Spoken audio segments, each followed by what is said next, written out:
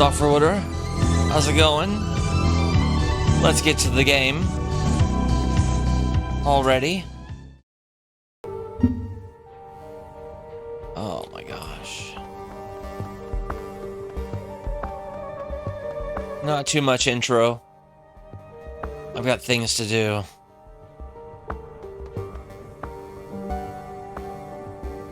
Alright, we've got to finish talking to some folks. Be rested up. Gotta finish talking to Gaichu. Please, mind your step-fist. I fear I've made a mess, and many of my positions are quite delicate. I'd be rather upset if you were to have accidentally crushed any under your feet. After a moment, he places the one he holds, a small ceramic statuette of Daruma, to one side. Lifting his face, he touches his brow in salute. I apologize for this mess. Why have you got all this out on the floor? Gaichu gingerly begins collecting his things and arranging them back in the box. I'm simply thinking of the chain of events that have brought me to Hong Kong. I've been considering our talk about our former unit, about what my plans are with regards to their incessant hunt and need for closure. I begin to think that I, too, need closure, and in not only to the hunt, but to our dance around the core issue. One of us must die, and the other might live. As it is, we're locked in stasis. How do you plan to accomplish that? That is the question that I have bent my mind to answering. Since we last spoke, it's not an easy question to answer. My initial thought was to strike a secure Renraku holding. Something valuable enough to draw the attention of the Red Samurai and ensure that Renraku got reported that a ghoul was involved in the mission. It turns out that was not necessary. I began searching the Shadowrun BBS for any jobs against Renraku holdings here in Hong Kong. Gaichu taps his braille reader with one toe. It is surprisingly easy to use the Matrix when you can read postings with your fingers. Slow with an erect interface, but certainly possible. I almost began to offer a reward for information on Red Samurai teams known to be in the city. A modest reward, nothing that would attract too much attention, but enough to keep people interested. And I also began to offer. Gaichu grins thinly, cradling his chin in one hand. This ball fruit, a Red Samurai team arrived here a short time ago. Smaller than normal size. Are you sure it's not just another team? Yes, my contact described Ishida and Takagawa perfectly, as well as a new heavy gunner, most likely from another disgraced squad. What's more, he described a woman who looked exactly like Sasaki, but with a scar here on her forehead. Gaichu draws a finger down across his brow, over his right eye, precisely where I cut her.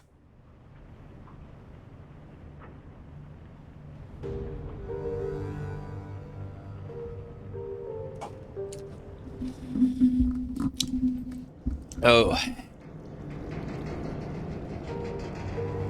expect you want to catch them off guard. Gaichu nods firmly, his expression grim. Surprise is the husband of victory. This is an essential law of combat. There is no such thing as a fair fight, only a fight you win or lose. I have no intention of allowing them to set the terms of the fight. I found a job I am certain that will draw a Red Samurai response. Renraku is moving a prototype drone through Hong Kong, on the way to a research facility in Chiba. It is of a new design, implementing a machine learning and pseudo-intelligence. Gaichu stands, smiling wryly. Something that advanced would certainly attract a Red Samurai team, should someone attempt to steal it. How can you be certain? Red Samurai are primarily proactive. The majority remain at the forge until dispatched across the world. Those that are not are assigned to guard high-value locations, black laboratories, secure research facilities, and major complexes. Hong Kong has none of these, as Renraku's facilities of that type are primarily located in Taiwan. My former unit will be the only one close enough to respond to the threat.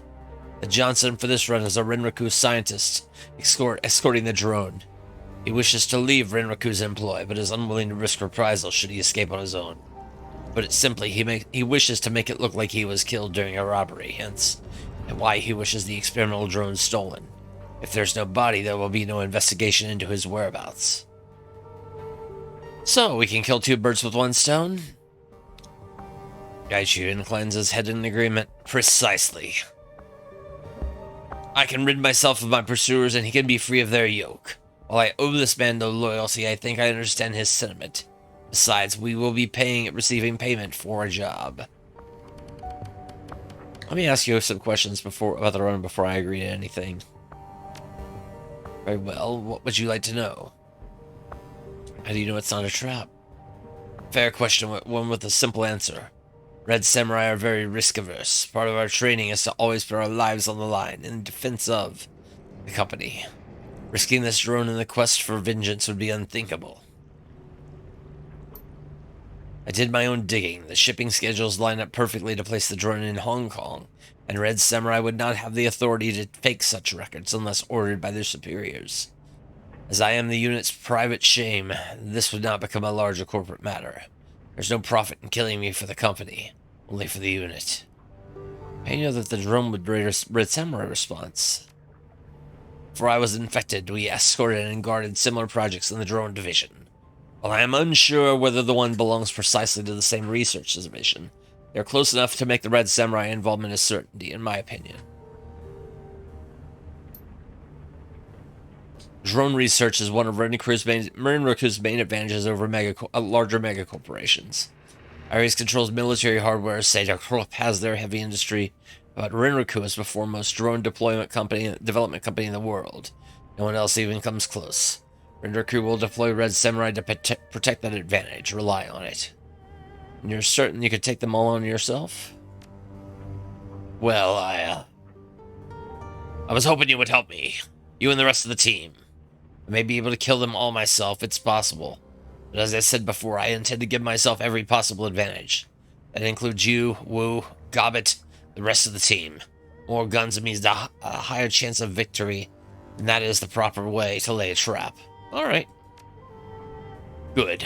What, may I ask, is your decision?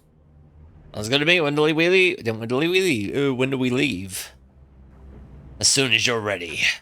I will message Mr. Johnson and let him know that we are prepared to fake his murder, and to be ready for our arrival. I suggest you prepare as well. The Red Samurai are excellent combatants, and not to be taken lightly. Cool.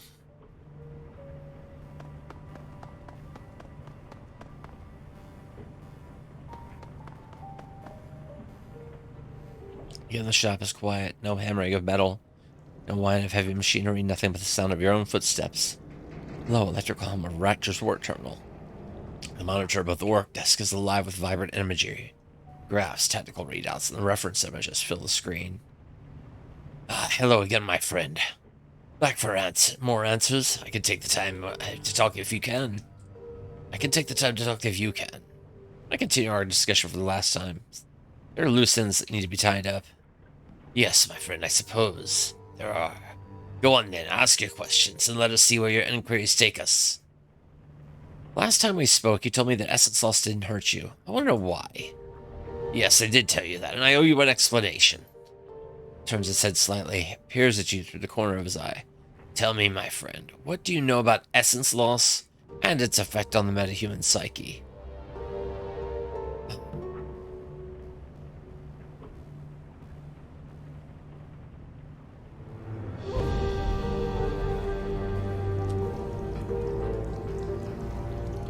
Essence loss removes your ability to feel anything. It can drive you psychotic if you go too far. Yes, that's right. And this detachment can be deeply traumatic for the sufferer. The literature is full of such cases. He levels his gaze, focuses on your face. There's a smile on his face, but his eyes are devoid of warmth. Now, what would you say if I told you that after my accident and subsequent cyber surgery, I felt no different at all? That even in the beginning, I was completely unchanged? I'd ask if you knew why. I do, in fact. Would you like to know? I was born with what society has deemed a psychological defect. Out of fear of social repercussions, I spent most of my life hiding it. I still hide it even now. Lessons of my childhood were not wasted on me, and I know the value of reputation. But since the accident, I have come to recognize this quirk for what it really is, a selective advantage. What is this defect that you're talking about? Does it have a name? Absolutely. I was diagnosed as a primary psychopath at the age of 8. What?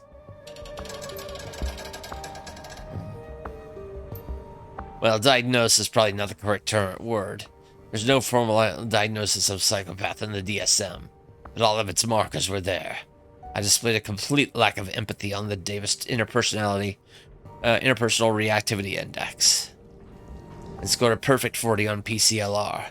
A blood test showed that I had inherited a damaged gene that has been linked to aggressive behavior.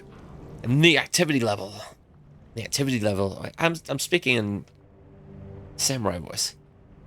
And the activity level in my ventromedial prefrontal cortex is astonishingly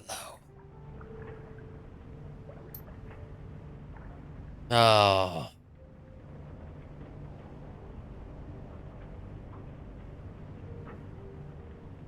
Okay.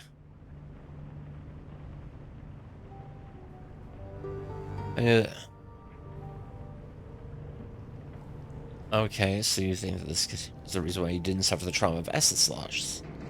Yes, my condition is at an advantage, one that protected me from the mental trauma of my accident and subsequent reconstruction. This is just weird stuff. I just don't want to... Of course, there's a physical limit to how far a metahuman body can be pushed. But a normal person will reach this mental breaking point far in advance of this. The loss of self, the loss of capacity is too painful to bear. But you didn't hit that breaking point. No, I did not. Indeed, I'm quite certain. My breaking point does not exist. Why does it matter to me if my capacity for empathy and conscience is stripped away? I never possessed either of those qualities in the first place. Okay.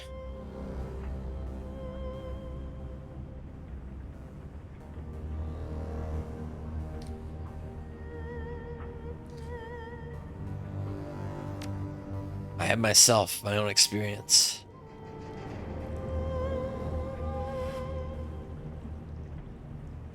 Nearly all of my essence was stripped away in a single stroke, and I didn't even notice.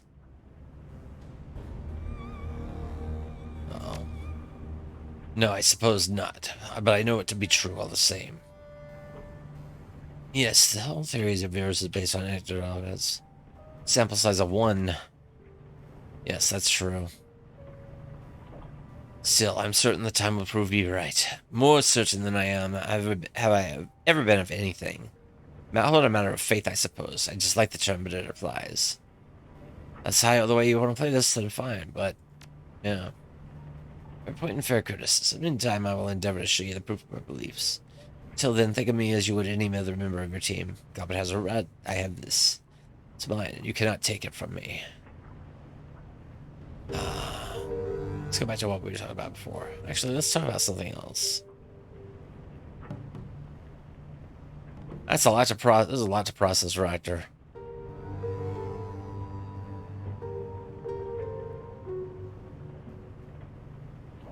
What it's worth, I think you're handling the information rather well. In the past, there were others who were more rigid in their thinking. When I revealed myself to them, they reacted badly. I'm quite pleased that you haven't done the same. Can't hold you accountable for it. Do not speak of fault or accountability. Doing so implies that there's something wrong with what I am. I'm exactly what I was meant to be.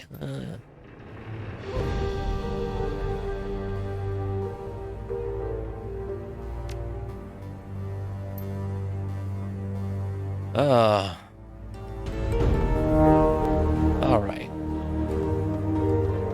That's a weird conversation that I don't want to revisit.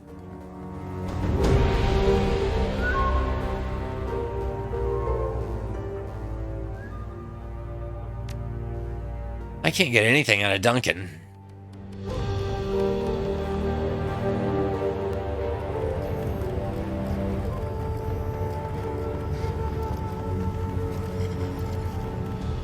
Isabel half turns away from Octopus' main display. She looks up at you, blinking. The memory stick that you acquired from Rhombus has already been slotted into one of the computer's many expansion ports. The cherry red plastic that sheaths the stick looks slick and wet in the light. You did good back there. Red went well. You got the stick, the key to my old memories. All I have to do now is slot it. You thoughts about the last run? Yeah, of course I got thoughts. It was my run, right? And thanks for coming with me. I don't know if I call it that, but we got what we came for. That's something. Haven't unlocked your old memories yet? No, not yet. I mean, I can. It'd be simple as plugging myself in and tapping a key. My old memories are mine if I want them. But you're not sure if you want them. That's about the shape of it. I'm feeling hesitant about this. It isn't easy, you know, shifting organic memories into hardware storage, wiping the originals, and locking them away for safekeeping. That's corporate level mind sculpting, serious business.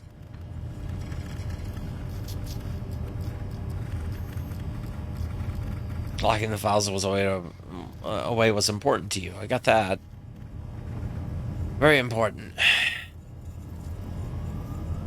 If it wasn't, I wouldn't have let an amateur tinker with my brain in the corner of a derelict shopping mall. Whatever I've got up there, I was desperate to get rid of it. Makes a girl wonder why.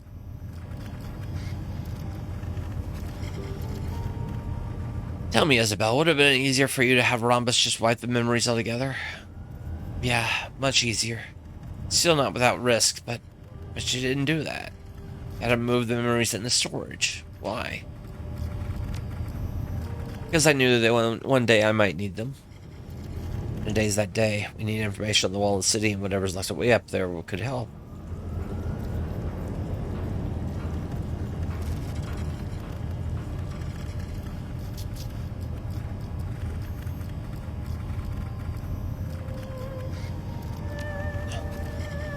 A long pause. Isabel stands up with her feet, stares at her feet, thinking. Finally, she looks back up at you. You're right, I get that. I knew it before we went to get the code. I just needed to talk through it with someone.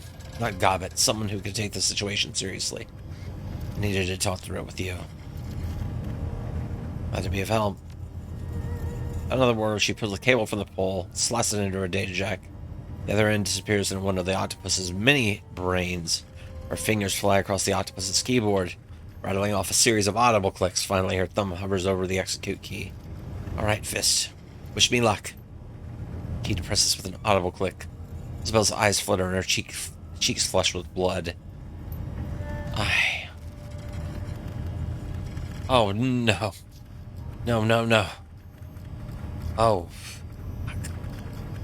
She starts shaking her head from side to side, wringing her hands. Progress bar on the octopus's auxiliary monitor slowly climbs. What's happening, Isabel? You okay? Progress bar climbs to 100%. Belle snatches the cable out of her data jack and covers her eyes with her hands. She's shivering. She clutches her temples in the back of her hands. I remember I don't want these anymore. You alright? No, I'm not alright. I'm the opposite of alright. There's a lot of bad stuff in here. Things that happen to friends of mine, to relatives. Things I watched happen. Oh. It's okay, Isabel. Breathe. They're just memories. They can't hurt you. Yes, they can. These memories are crystal clear. It's like all of this shit happened yesterday. I can remember watching friends die, and I can see their screaming faces just as clearly as the day that it happened. It's like watching a truth show, but it's my life, and it's real. Isabel, focus. Is there anything in there that can help us? I think so, yes. It'll take me some time to sift through all this. She opens her eyes and looks up at you. I'll hold on to these memories as long as I can. Hopefully long enough to reveal something useful. No promises after that, though. I'm not asking for promises, just do your best. I always do. One thing that does jump out at me, Rhombus archives some software up here. It's sitting on top of the memories, all wrapped up like a present. Don't know why he did it, but it looks like a combat package. Why do you have done that? Beats the hell out of me. He put it in there when he locked my memories away, so maybe he was trying to stash it. Maybe he knew I need it one day. It's a basic attack modification, I think. I'm gonna have to study it to be sure, but I think I can use this. There's some good news. Yeah, it's all very exciting, but for now, just give me some space, okay? Like I said, this is gonna take some time for me to make sense of this stuff. Alright. I'll check back with you later. Good. Go. Now.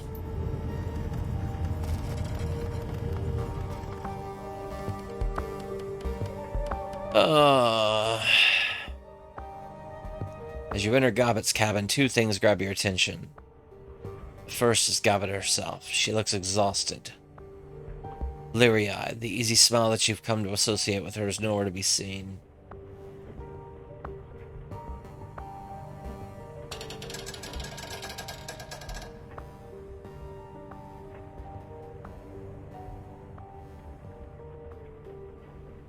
Excuse me.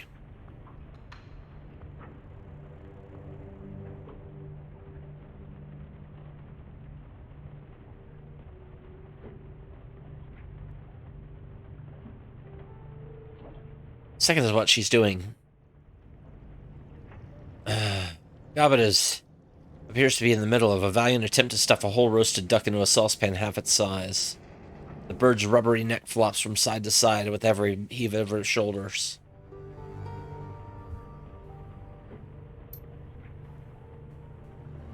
She looks up from the saucepan, blinking. Corner of her mouth twitches upwards, but the half smile falls away almost immediately. Oh, hey, Seattle. Caught me at a bad time. I was just making dinner. Yeah, looks that way. Wouldn't that work better if you cut it into smaller pieces first? Huh?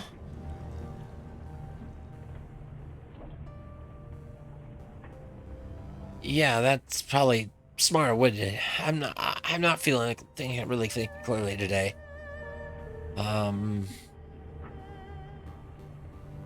Hey, Strainful Hawk. How's it going? You feeling okay? You don't look well.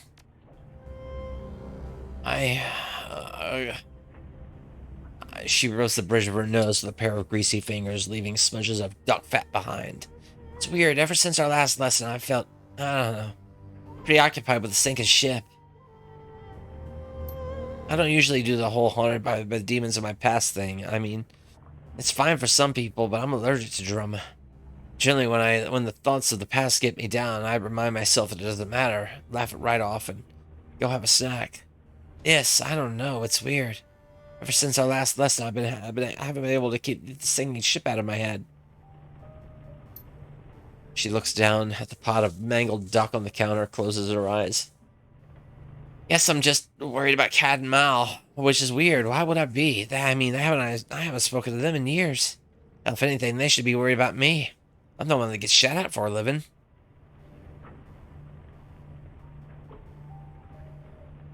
Maybe we should check it out. The sinking ship isn't far, is it?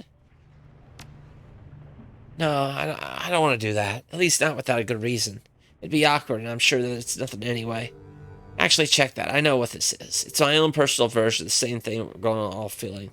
Psychic sewage that's being dredged up in all of us by whatever's happening in the walled city. I'm sure that you've had some flashes of memory from the Barrens in your bad dreams, right? Images from your past come back to haunt you. But you aren't going to drop everything and go running back there, because that would be dumb. So tell me, why should I? Because the sinking ship is like 15 minutes from here. Couldn't hurt to check. Look, I don't want to go back there if I don't have to. If thinking about the place is enough to mess with me like this, I don't want to know what being there will do. But I'll tell you what. I'll drop Malvina a line just to check in. Make sure this is a me problem, not a them problem. And if there is something going on, I promise, you'll be the first to know. Alright, Gobbet, if that's the way you want to play it. It is. Now, was there anything else you wanted? Or can I get back to my duck? Any thoughts about the last run? Oh, that's alright. Yeah, sure. In Seattle, everything will be fine. You'll see. If there is anything fishy happening on the sinking ship, you and Iz will be the first to know. I promise.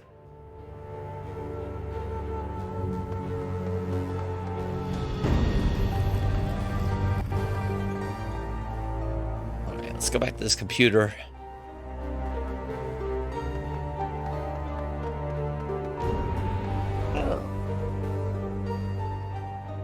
Alright, one unread message. Problem solved.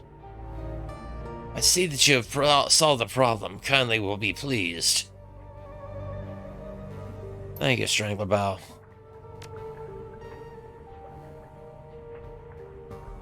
Shadowrun BBS. Relevant keywords. Looking for a low-level decker for a discrete milk run on a low-level corporate lab. Petition for a longer-term arrangement. Okay. Weren't you looking for a decker like a while back? I saw your ad, but I was wrapping up a one-time run with an old partner who's moved away. Be interested in meeting. Isn't Muffin top Ninja or Fizzad? Did someone call my name? Hey, MTN, long time no beer. We gotta catch up, Sensei. Bring me on as your decker. I guess the kid who answered your last ad didn't work out? That's an understatement. I think we can count on you not to consume any drugs during runs. Most specifically, drugs that were part of the payload.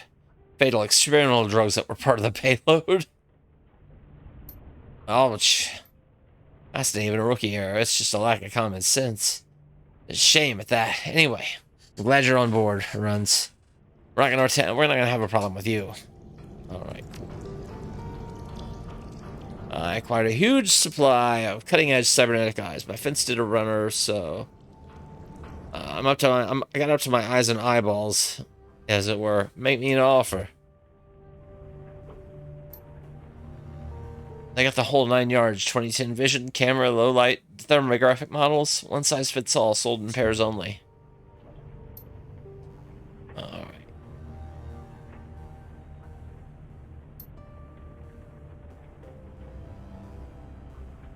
Trio Ranger Arms SM3.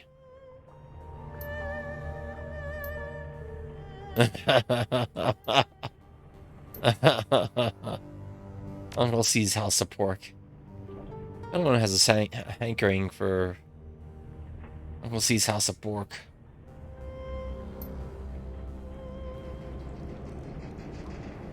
Oh, wow.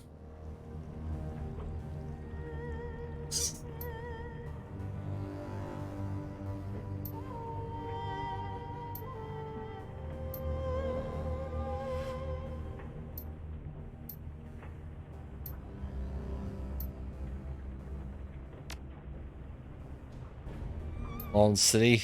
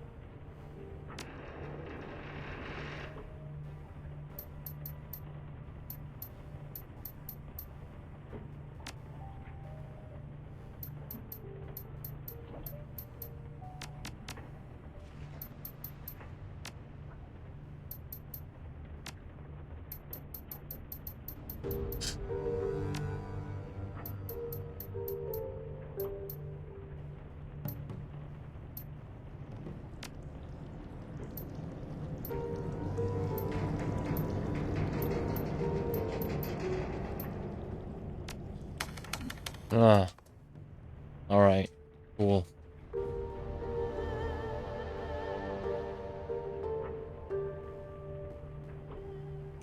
All right. I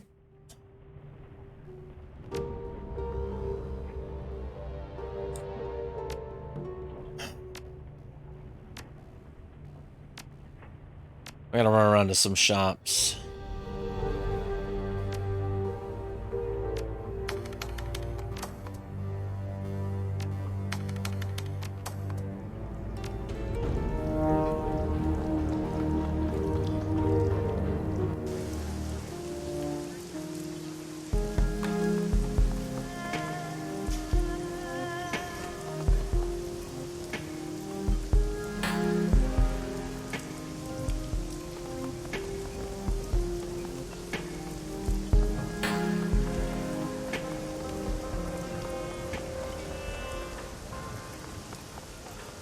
Reliable Matthew.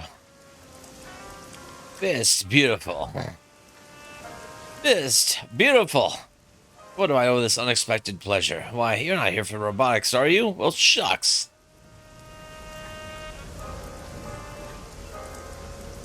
Have you seriously been calling me beautiful? You know what beautiful.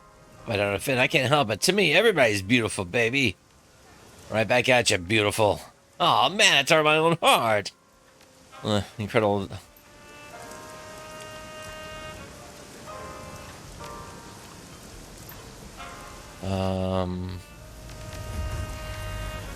Okay.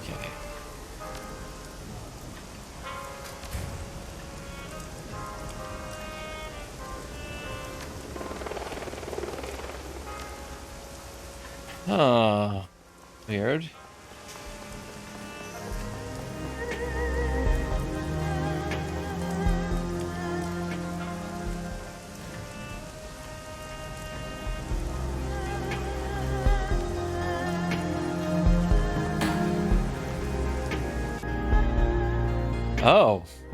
Oh, mysterious elf. Hello.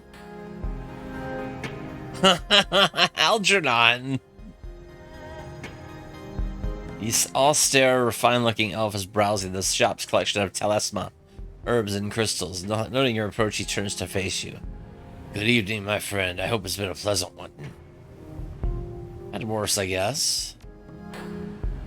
His lips quirk upward in a slight smile.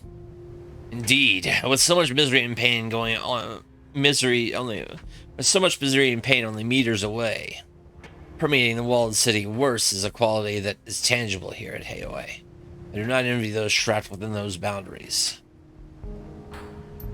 My name is Algernon Halfdream, and it is a pleasure to make your acquaintance. Algernon does not extend his hand, but he does incline his head politely. It's not quite a bow, but almost.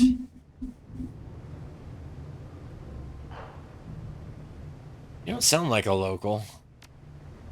No, I'm not, I admit, though I've been to Hong Kong many times in the past. I was acquainted with Meow's mother, Eleanor. I must say, it's been kept in beautiful condition, if not improved somewhat. Where are you originally from? I've been traveling my entire life, and I rarely stay in one local for long. I would consider nowhere and everywhere to be my home. When you speak as many languages as I do, it's inevitable that they begin to bleed together. I've always had a particular fondness for Cantonese. It's a lyrical quality few other languages can match. You've been in the walled city? No. I've looked around outside, spoken to some residents who trade at the edge, but I have not entered it. The misery and hopelessness of those within is overwhelming, and I would prefer not to venture too near such a well of negativity, but those emotions have colored and warped astral space in a unique fashion, one that I felt was worth studying, albeit from afar.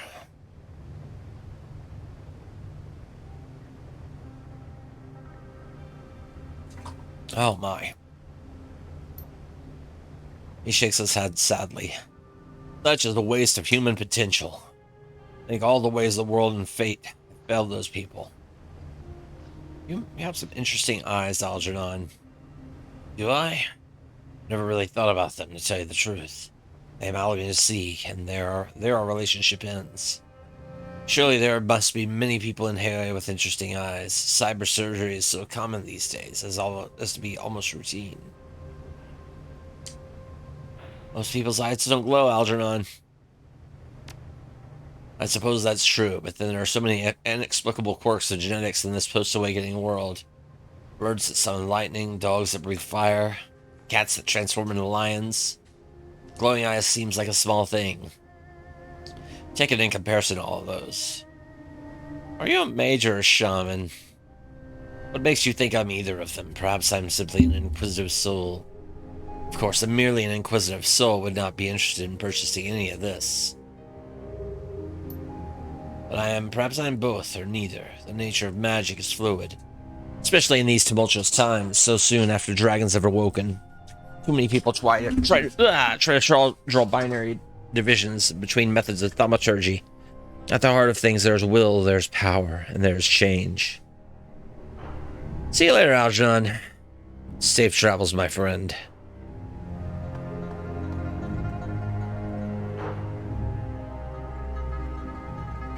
Excuse me. A heavy scent buffets your senses. A scent of pure, unadulterated book. Woody, musky, dusty. The light, herbal incense from before seems like an afterthought in the wake of paper smell. Looking around, you see that the shopkeeper has abandoned her feeble attempts at organizing the texts. Several towers of books are now reduced to piles on the ground. A piece of paper caught somehow in a ceiling rafter rustles gently above you. Crafty, you in? You hear a shuffling of papers. An arm rolls out from under a pile of blankets and books, and Crafty raises her head. A notebook spread open on top of it. The book topples to the floor. Oh, hey. Her voice cracks. Crafty clears her throat with a cough and stumbles out of her pile. Her voice is clear when she speaks again. Sorry about the mess. I was up all night reading, or rather, up every night reading. You look dog-tired. Feeling all right? I've been better, if that's what you mean. Oh. Oh, my shoulder. Oh. Going through these notebooks has been hard. Not just because there's sheer amount of information. It's been a nostalgic ride, too. If these journals are kicking your ass, you can always stop. Your health comes first. Anyway, I've dug myself too deep to back out now. And I don't say that as a bad thing. I made progress. I'm proud of that. The sooner I figure out these dreams, the sooner I can rest. And trust me, Fist, I'll make up for it in spades and naps. If that's your plan, remember to pace yourself. You won't get anything done if you become sick. That wouldn't achieve much, would it?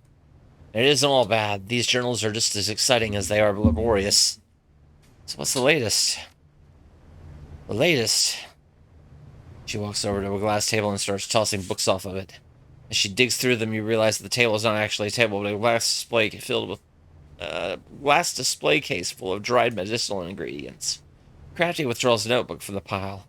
It's binding and unraveling. The page is holding on for dear life.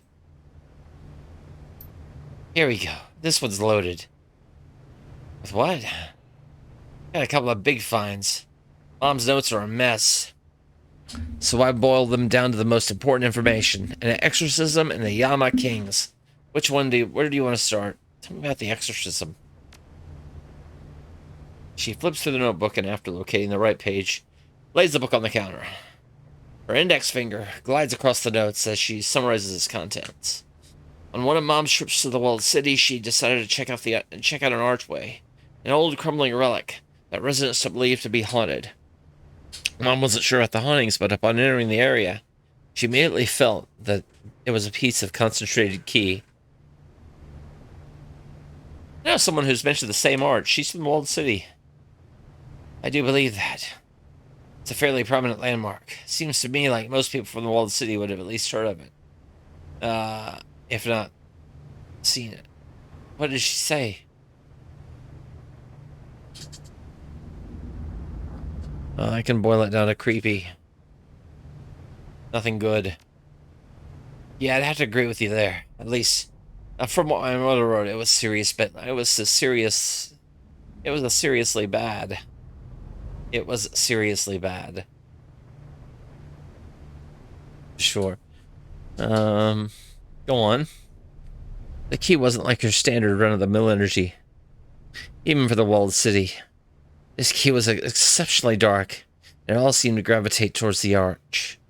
So what she did, she did what any kook of her magic brand would try. A Taoist exorcism. How did that go? What to hell? The exorcism failed, and something happened to her. She broke.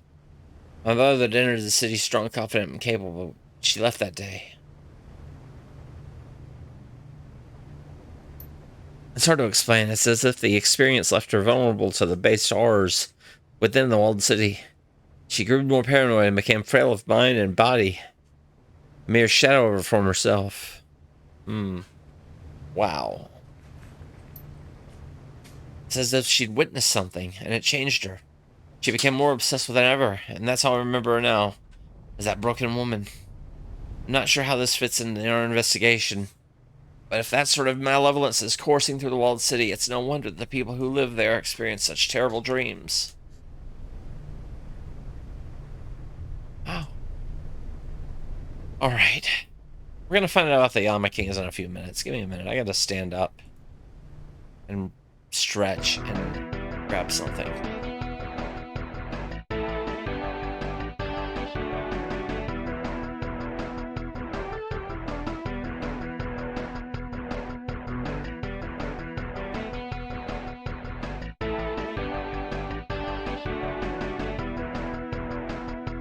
There's 2 statues there, so we can get 2 free cards. Then we can do the starboard. Then we can come back, do 2 free cards. I think we'll probably only need 1 of each.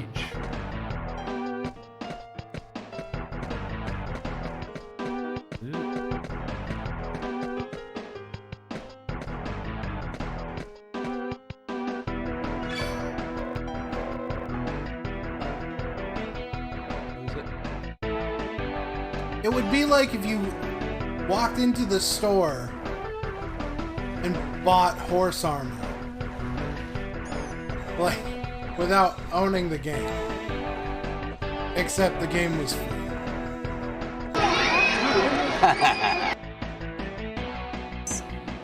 That's cool. I have a smart TV from my last relationship, but I hardly use it. Why did Mr. Kamoshida change all of a sudden? I have several sticks.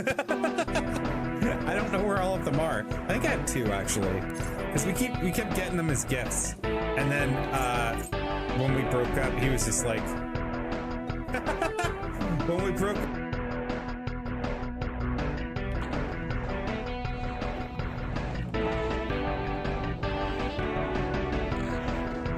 Got some industrial music going on.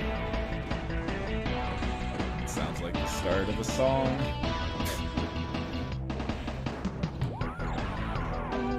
There's the beat.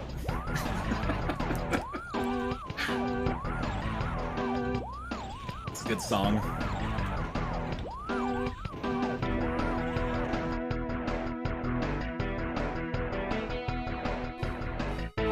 I'm saying no. I'm gonna challenge this. Ah, we did it! We did it! We did it! We got it done! Ah, we got it done! Feel the music. Feel the music. It's success. It's success. We got 2nd mission! That's the first time. That's the first time in stream that we got past the 2nd mission. It's time for the 3rd mission. Oh my god. It's time for the 3rd mission. Oh, of course. There's a bear! No! Is that a fucking bear? Run to the right! No!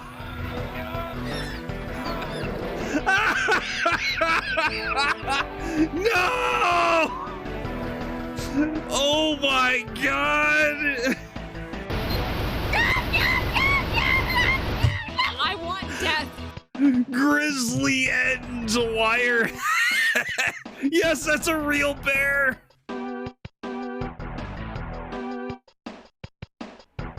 Violently. He's currently attempting to dig his back feet into my stomach.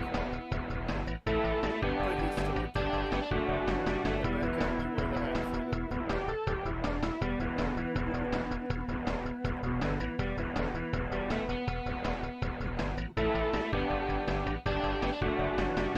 I think he tries to knock the hat off because it gets in the way of nuzzling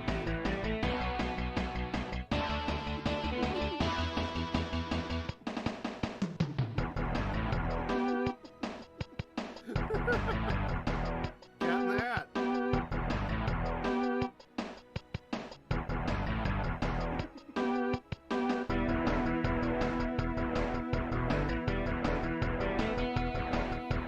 I guess he did, Scrumpy, but here he is. Yes, lies, damn lies, statistics, and Mark Twain.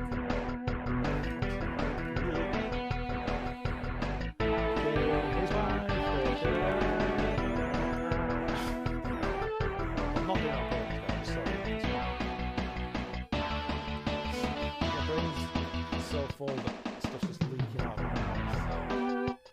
Don't quote that. I don't know how you add quote it.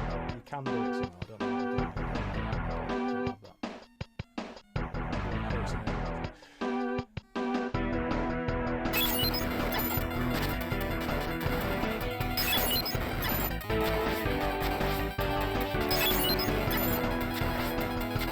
Get fucked.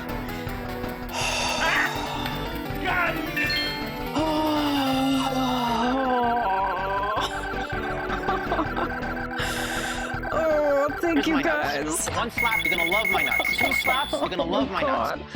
Thank you for the bits, Nikki. Oh, we fucking did it.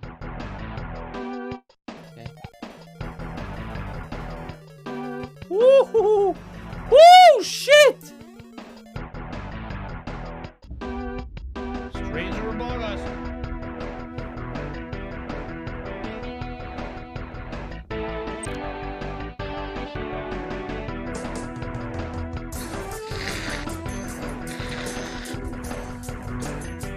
That's it? Only 3 hours? That's it?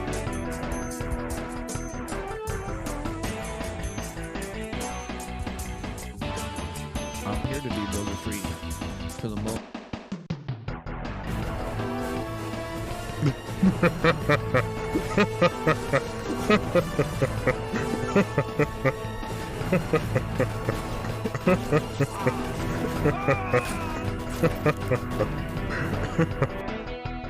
Taken ancient literature more seriously. Leave it to me. Analyzing ancient manuscripts is one of my specialties. Interesting. What? Impossible. Can this be true? What does it say? I was just kidding. Haha, it's just a diary. Haha, very funny. But, oh well.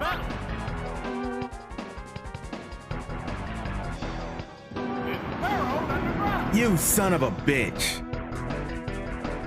The one move to let you avoid my solar beam. There we go. And see sexy 4. Magni is still indeed my bitch. I prefaced that before I started changing this.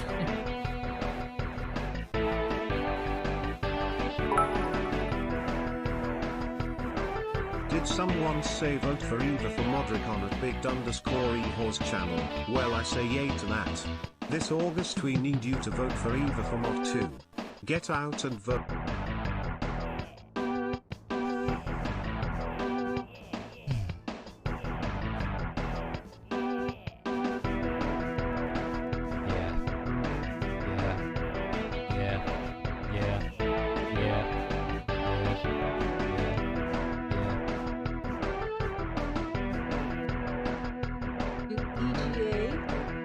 Modern text-person EGA adventure game creators. If you like what you saw in the trailer, there's more where that came from. Cosmic Void just made 3 Tachyon Dreams games, made Warp Cinema, as well as some non-EGA stuff, including Blood Nova, and currently kickstarted Twilight Oracle, and finished also Corruption Within. You can check all that out on Cosmic Void itch.io page.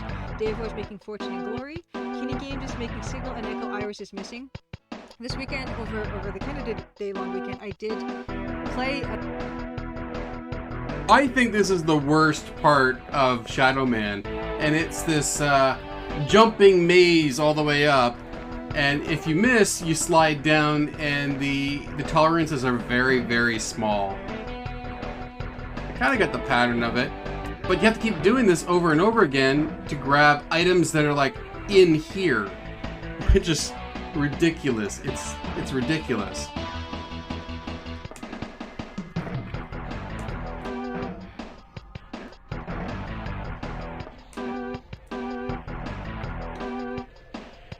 Well, that's a first. Wow. Look at that.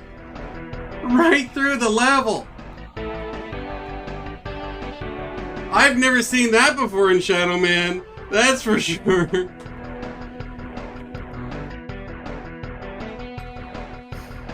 I fell into the water. So, in terms of things we can do, like I said, the current ARG voyage is just... What is that noise? Guild leader get paid? It's a Port of Fortune is what that is. Yeah, alright. Big face. But what I was going to say is that the cleavage. Oh my god. The cleaver has a duration, not the cleaver.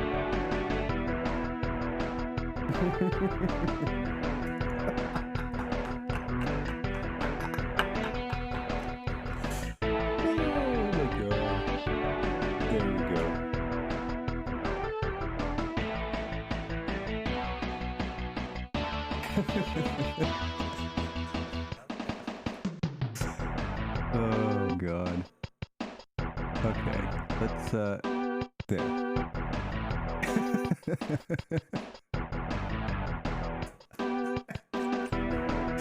Striking lightness. It's a good show. Good show. All right. Sorry, I needed to clear my head. Let me try this. I'm not sure how it fits into our investigation. But if that sort of malevolence is coursing through the walled city, it's no wonder the people who live there experience such terrible dreams. Alright, let's do the Yama Kings. Tell me, how much do you know about the Yama Kings? Only what I've heard here and there. Personally, I'd only heard about the Yama Kings in fables and myths. Things to scare children to sleep, to inspire awe. As you can guess, intimate knowledge about the imaginary beings is largely non-existent in here. She taps the page. We found the demons of the walled city. Though my mother's excursions through my mother's excursions into the slum, she came to learn that its residents had their own unique Yama Kings, different from the traditional ones. The people there are segregated from the rest of Hong Kong. Over time, they came to believe that their home was possessed by local demons. Makes sense considering the place's penchant for crime and disaster. Interesting. What were they like? There were three that Mom knew of: Lam Vai, Fu Mang, and Qian Ya. Each Yama King is associated with a negative energy on which they feed. Lam Vai feeds from cowards. Fu Mang feeds from the guilties, and Qian Ya, slaves. Unfortunately, my mother's handwriting declined with her sanity. She rubs her forehead in fashion. She has lots of details about in here about these local Yama Kings, but I can only make out bits and parts. There's a list, something here about...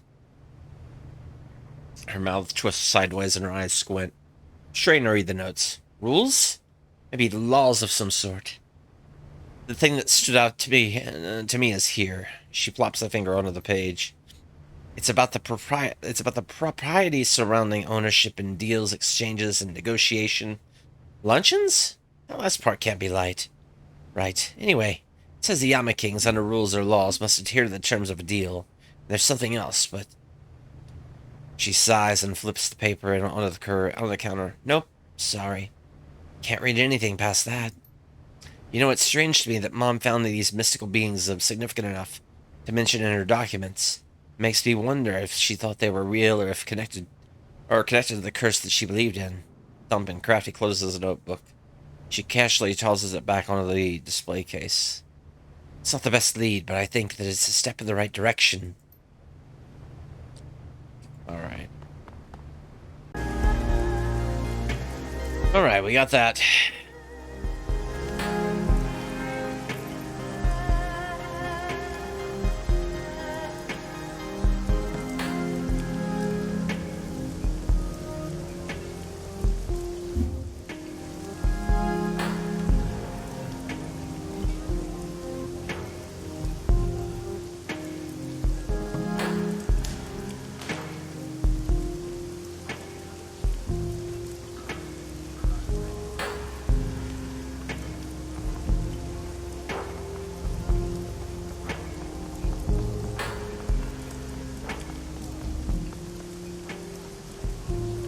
Shanna is busily engaged in conversation with someone on the other end. Phone call. The individual appears to be a tremendously handsome elf wearing an immaculate and undoubtedly pricey custom suit. Shin doesn't appear to notice you. I'm just saying. If the customs office gives me any more crap about importing those tiger snakes, I'm gonna be up a creek without a pole. And not the elf nods, tilting his head back with a mischievous grin. Leave it to me. I have some friends at the customs house. Between that and shoddy record keeping, I'm sure that you can get your snakes out of quarantine. It'll take a day, maybe two. Takes longer than that is because someone specifically doesn't like you. Hold on, Yang. I'll call you back. I got a customer here. Hello again. What can Spider Shin do for you today? This is a good-looking elf. He's my lawyer, Yang. Our lawyer, I should say. Since he's another Blue Lantern, which is part of the same crew. Shin lifts a Chinese sword, turning it over so that the light glitters along the edge. I don't do a lot of things that are legal, in the strictest sense. It helps to have a good lawyer, you know? Shadowrunners getting caught as the end of their career. Well, see, there you go. If you had a good lawyer, that wouldn't be a problem. Saves you a world of trouble, man. Most of the time, caught means dead for us.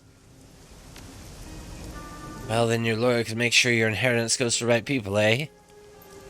The one time we had to cause a big fuss and make sure it was pointed at the Red Dragon Syndicate. We ran into one of their protection rackets and started causing all kinds of a fuss, breaking windows, setting fires, roughing up patrons. Yang told us to wait and get arrested. Problem was, there was a vice squad that really wanted us caught and thrown in jail. We'd embarrassed them a few times already. Shin chuckles quietly. It turns out he used a Decker contact to make sure to swap a bunch of public recordings, so that traffic cameras would conclusively show us somewhere else, and arriving at the last minute. He also made sure that the vice squad that arrested us was cited for failing to file proper paperwork on a bunch of previous cases. The squad got canned, we got let go. It was a thing of beauty. Getting some new pets in. They're not pets, they're an investment. I can make anti-venom serums from them, or I can use the raw venom to accomplish tasks that would otherwise be too messy and loud. You do wet work for the Yellow Lotus? When the situation demands it. Normally I work for Grandfather Woe exclusively. Sometimes, though, he asks me to do someone else a favor. Shin produces a needle from below the boat's table, casually flicking it off to the side. Glancing over, you can see that it's embedded halfway into a metal crate. I solve problems. I never know what the problem will be, so I never know what the problem will be, so I have an array of tools at my disposal. It's like this. Yes, I can hurt people, but I can also heal them. I've learned to heal with my medicine before I learned to hurt. When you learn how the body works, you learn how to break it as well as fix it. It's like a mechanic, a car engine. If you know how to fix it, you know how to disable it. I mean, it makes sense. Fair enough. Seems legit. Etc., etc.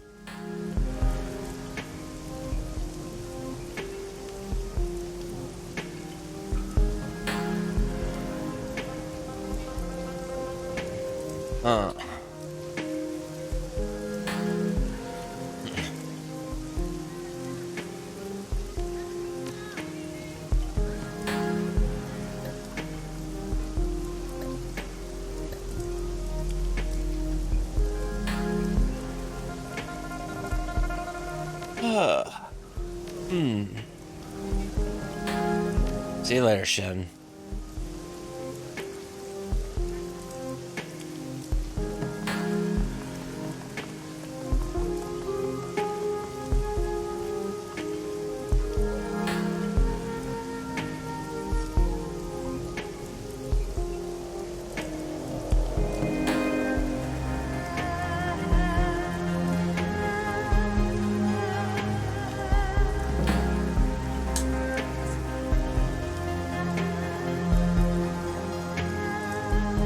Oh.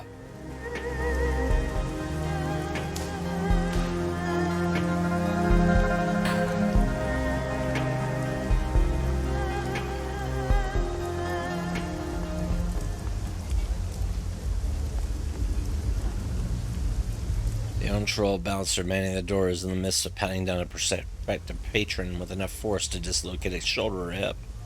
Although their shady club patrons walk, shady-looking patrons walk idly past him near the club. He waves his shaken man inside, propelling him forward with a final pat on the back. People don't realize that you gotta check for internal weapons as well as external ones. Are we talking the rubber glove treatment? No, nothing so crude. You just need the right technique. Matter of fact, I caught a guy just last week with a phosphorus grenade in his leg compartment. What did you do? Disarmed him, of course. Got it back behind the bar now. Would blow it off in the river. Impressive girls. You looking for a pat down yourself? I'll be good, I promise. You break that promise and I break you. Now what do you want? I'll leave you be.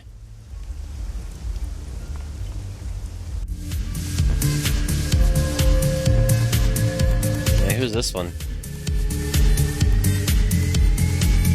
Brent Shirky. Something I can help you with, friend.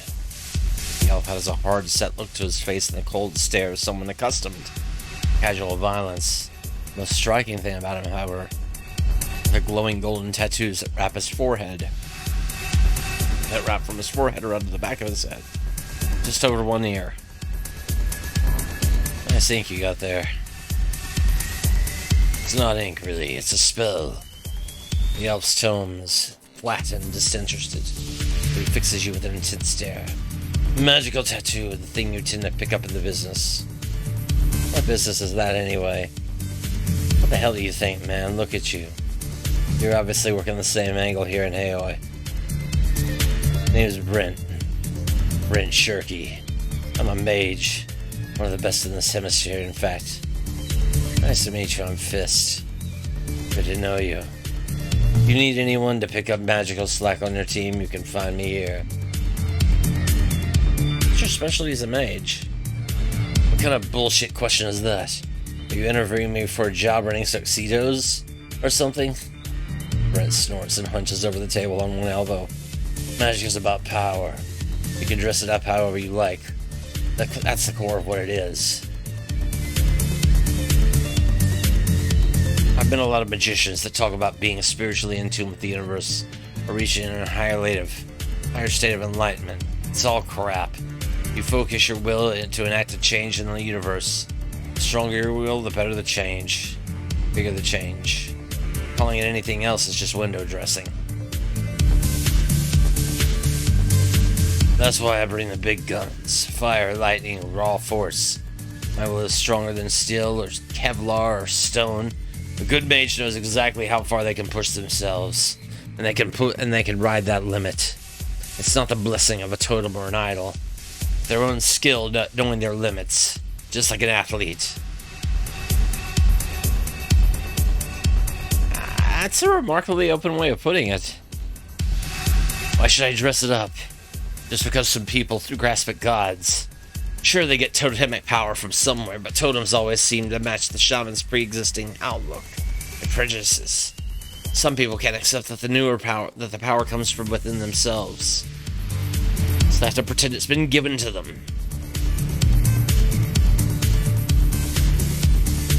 Red lifts a hand, gesturing at the air as he speaks. It's like this. We know we can graph the power output of magical energy. We can benchmark intensity of spirits and astral energies. The entire basis of modern thaumaturgy is treating magic like any other science. We don't know how everything works, but the same is true for quantum physics. Alright, Brent. Why should we assume the higher powers are at work when scientific method can be applied to thaumaturgy? I certainly understand the desire to look for answers in the heaven. They're just as ephemeral as ever. See ya, Brent.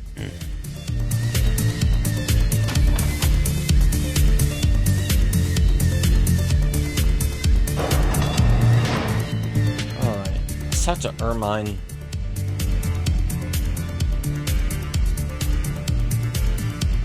How's club life? Life is good, though this is not the case for many in AOA. These people we offer comfort. People like easy solutions. They'll pay good money for them. Guns are one way. Booze and drugs another. That's why we sell what we sell. My son Callum doesn't understand this. Thinks he would be happier as some corporate drone. But I've been there, and I can say for certain that it's just a longer path to where we are now.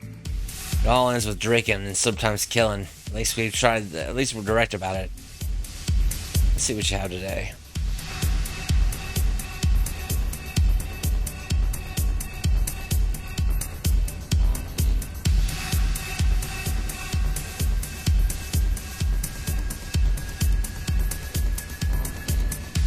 All right.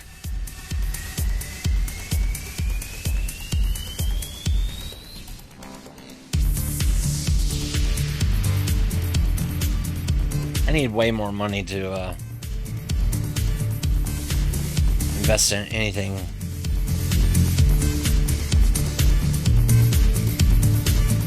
We met once before. Have we?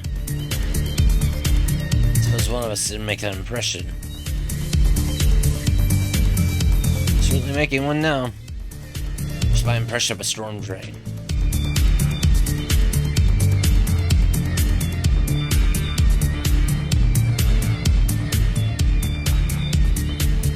Alright. What's the problem with Callum? There's no problem so as long as he remembers his place is here. There are too many ideas in that boy's head, too much ambition. Ambition like that never leads to a good end. He should be happy with what we have built for him. He's the eldest and so very smart. One day he'll take the control of the club and all its business, but he'll feel trapped. He feels trapped here. He wants to be free. The irony is that his idea of freedom is to work for a corporation. I know from experience. It's nothing further from the truth.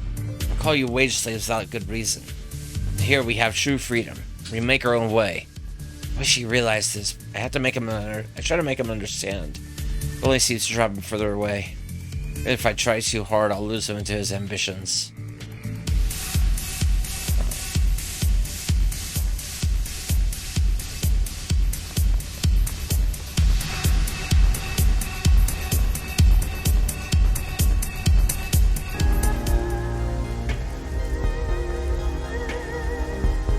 Past the walled city, something takes a hold of your chest and squeezes.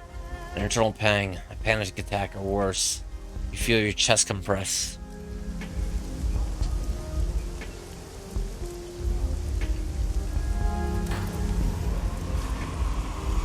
For a second, the world turns to liquid. It takes all the effort you can muster to keep from falling over.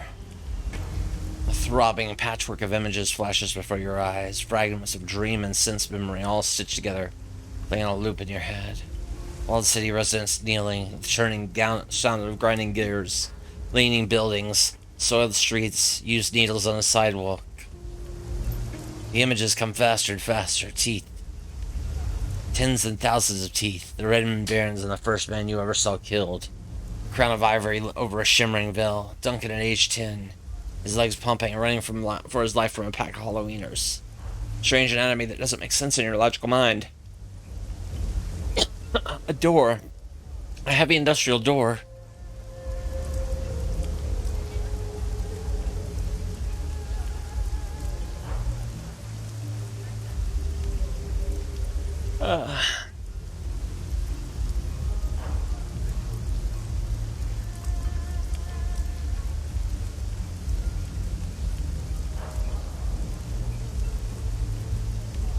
Something is written on faded yellow paint, but you can't make it out. And just like that, the slideshow ends. The images fade to nothing, returning you to the highway streets. The outermost facade of the walled city towers over you, huge and oppressive. A group of kindly Chang's blue lanterns pass you by, oblivious to the events that just took place in your head. You step forward, then another. You still feel woozy, but you don't need to take a knee. The event, whatever it was, is over. Your mind is your own.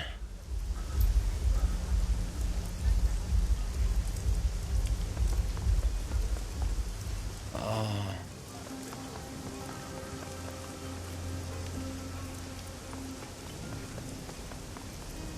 Oh boy.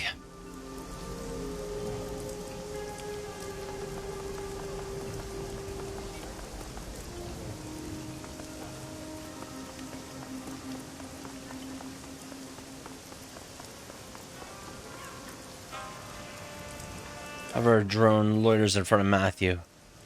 Hearing profanity is spewing from scratchy speakers. People nearby are looking away, ignoring the awkward situations. Matthew's cigarillo is dead, drenched in by rain. He stands in his signature nonchalance, but the eyes of his face are twitching. His eyes are wide with fear. You could listen in, but you've already got the gist.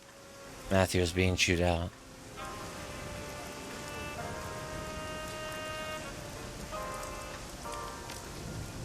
The drone's speakers finish with a shriek of feedback, and climbing back into its hole. The drone soars up into the sky and races off upriver. Matthew shakes himself off. His cheery demeanor surges back with striking resilience. He turns towards you, a little wild-eyed, but otherwise restored to his usual self.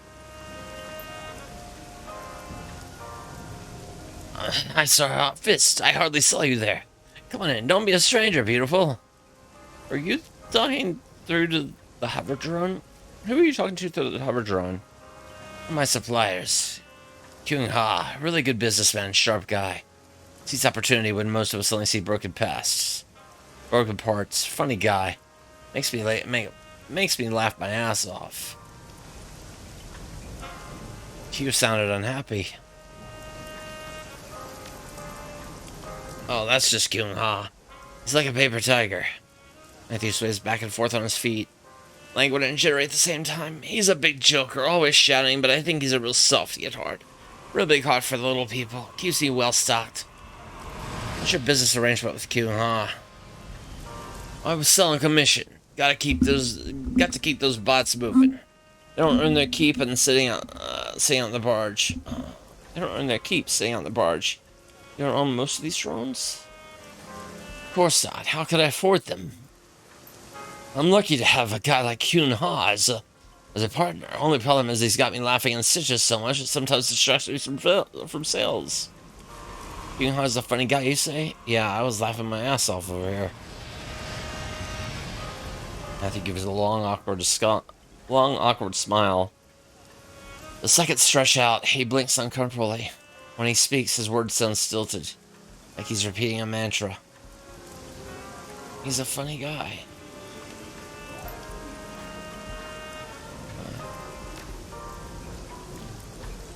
Goodbye, Matthew. Let me exit and enter somewhere.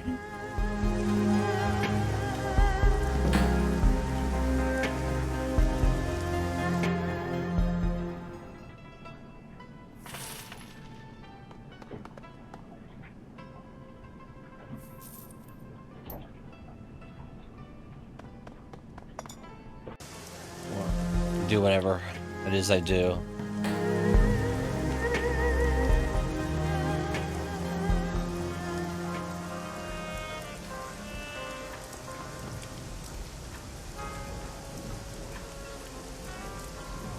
Alright, reliable aptitude stands quietly in his drone lot, arms hanging limply at his sides. He stares silently at the ground.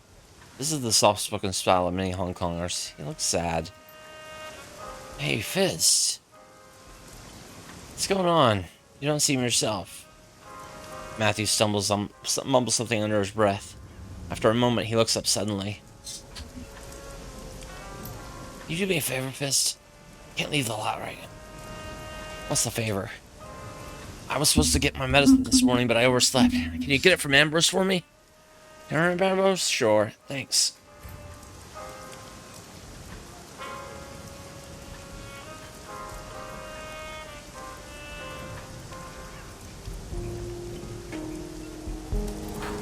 Oh.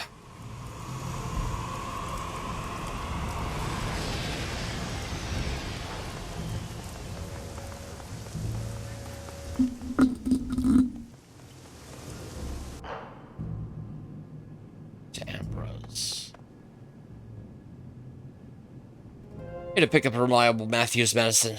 Really? Oh, okay. Waldo Arn opens a cabinet. Here you go.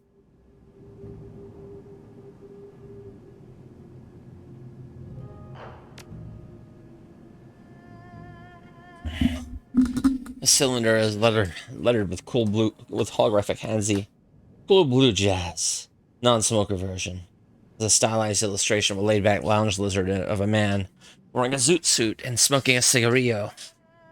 Through the semi-transparent plastic, you can see what looks like a tiny, a stack of what looks like tiny pills or chips. All right, socialite. This looks like a tube of slow burn better than life chips. These disposable chips create a synthetic experience. Unlike normal BTLs, which burn hot and fast, the sensory and emotional tracks on slow burn chips are adjusted to be only slightly above legal chips. Slightly above legal limits, and they last all day long. They give a gentle, subdued high. It's like you're someone else, but still living your life. Why are you giving more reliable Matthew BTLs? Sorry, Fist. I can't discuss your patient's treatment without permission. Confidentiality and Hippocratic Oath and all that stuff. That's not what the Hippocratic Oath is about. Yeah, whatever. It's a crock of shit anyway. Point is, I can't talk about a patient's treatment. Alright. Thanks, Fist. He'll be happy to get those. So after you got smashed up, how did you become a street dog? You want to keep going with this, Fist? Alright.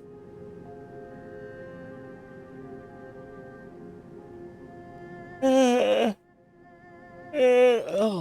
God. What is wrong?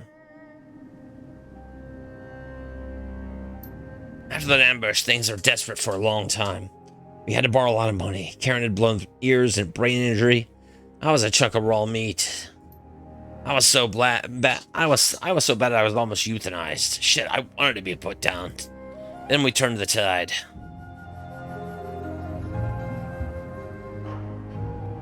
Before you continue, wait,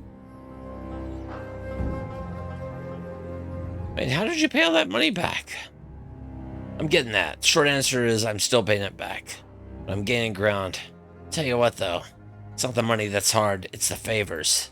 I owe kindly so many favors, I'll probably never pay them all off. This clinic lets me do a lot of things I like, but I also had to do some things I don't like at all. Don't ask that. I can't tell you. Hold on, where's Karen now? That's a raw near Fist. Ambrose's brow draws low. He glances with intense anger towards the open operating table. For a moment. Karen betrayed me. I don't want to talk about it. I just turned the tide. Land the plane, Ambrose. I'm in a hurry. Our hall had a really high-grade medical program in it, and I figured out a wild clutch to run it on my cyber. We borrowed a bunch of money from Kindly and the Cafe tribe. The Cafe tribe had set up Chrome Alley. The rest is history. I thought we'd make a killing. Maybe it's not a killing, but it turned out to be a pretty good life.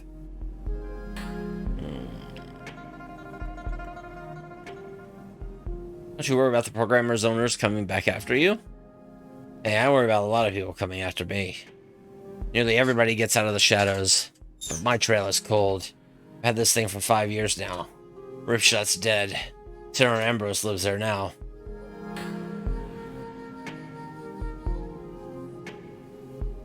Let's see your services. Wow, cyberware.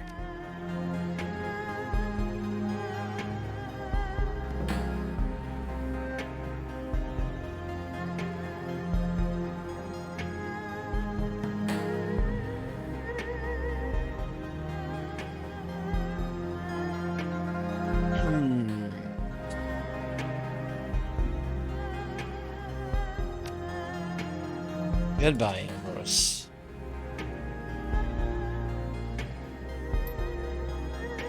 I won't bother looking at new cyberware until I can afford it and until I can use it.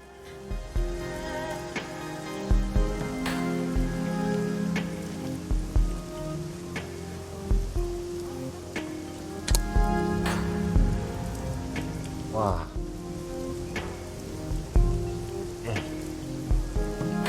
All right.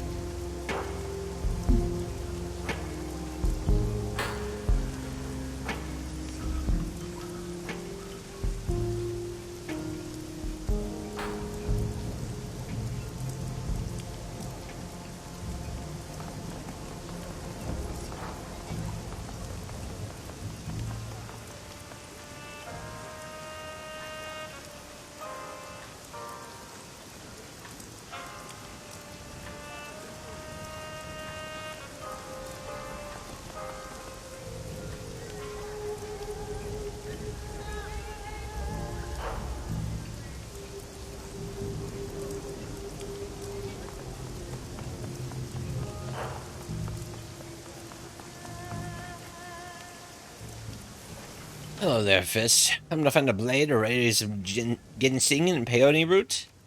Ginseng and peony root. You think all I do is sit on this boat and wait for you to show up? Come on, you're kindly Jane's pet Shadowrunner. Your name's all over Hayoi. You stand out, man. That's a good thing. It means you're becoming somebody. Not staying one of the forgettables.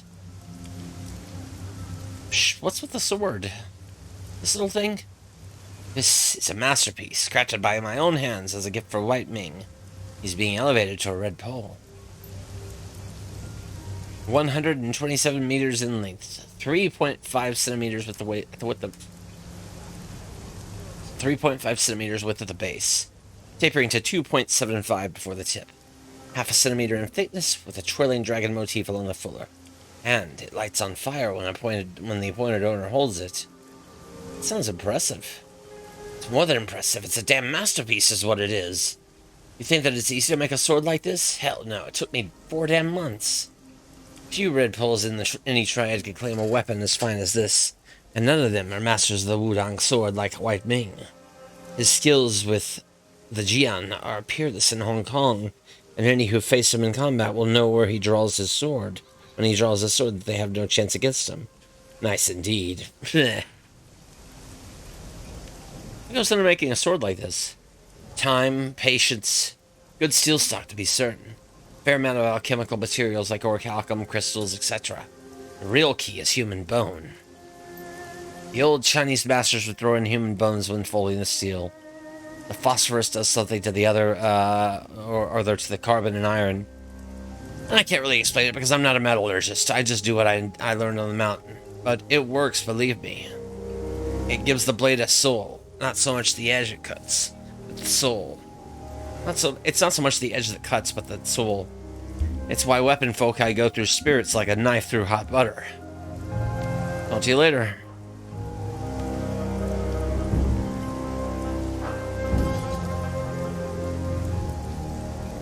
Let's go down here.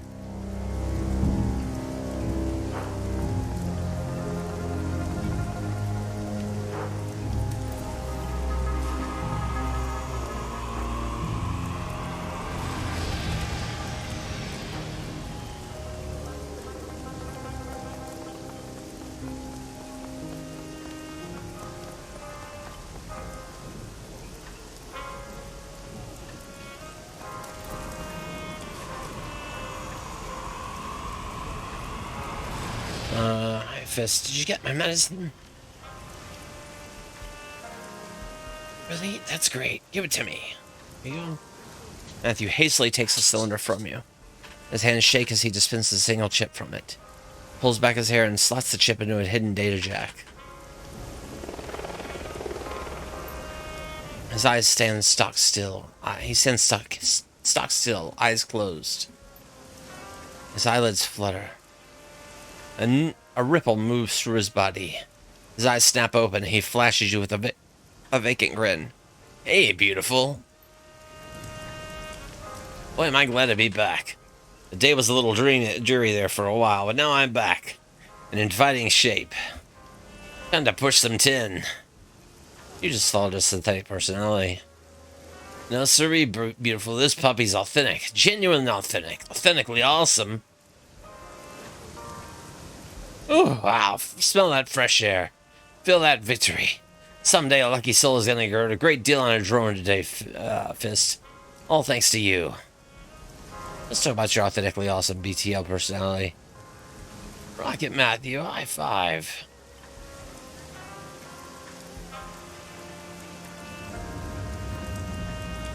I don't know. Can't talk now, beautiful. Gotta make sales. Still too glued to slow down. Catch me later, why don't you? That's fine. It's fine. Now, whatever you gotta do to make it right.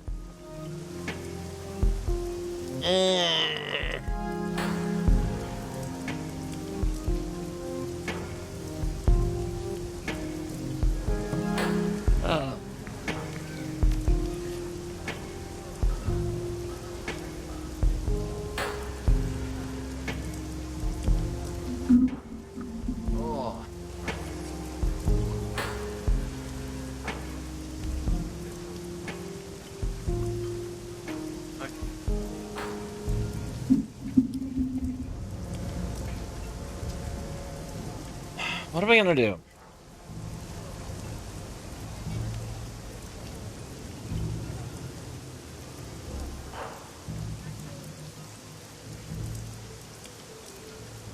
We're gonna travel to a boat. We're gonna travel to the MV Nalchi and still data and tissue samples.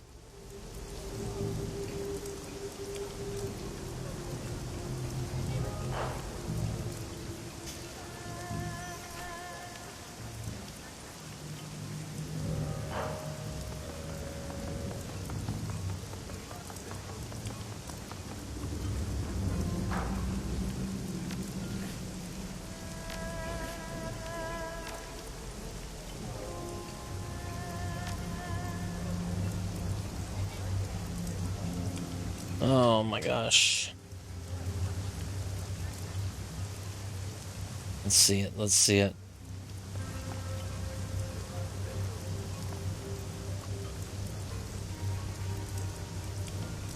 Captain Jim was busy playing some kind of gambling game on his comlink. Beeps and flashes as he taps away. Come on, Gilmo, win, not lose. Maybe buy yourself that new hat. Doesn't seem to have noticed you at all. Stupid game. Always cheats me. Never a good hand. Now, Kylie Singh sends you, la. You need Captain Jumbo to take you to play pirate? Head of the MV knowledge sheet. That's right. Alright. What we got? Isabel.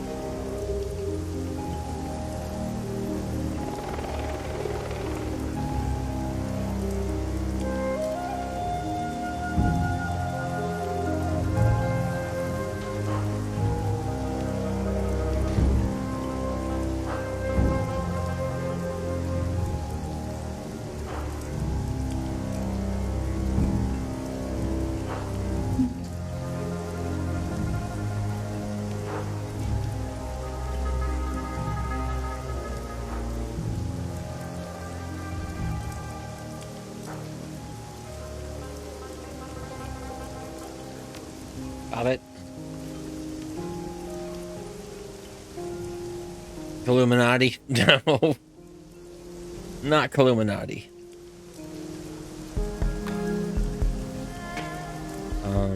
Raptor. Maybe?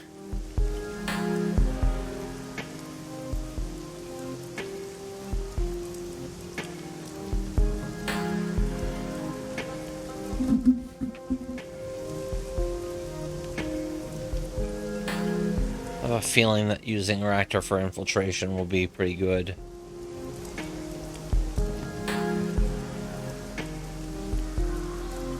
Alright.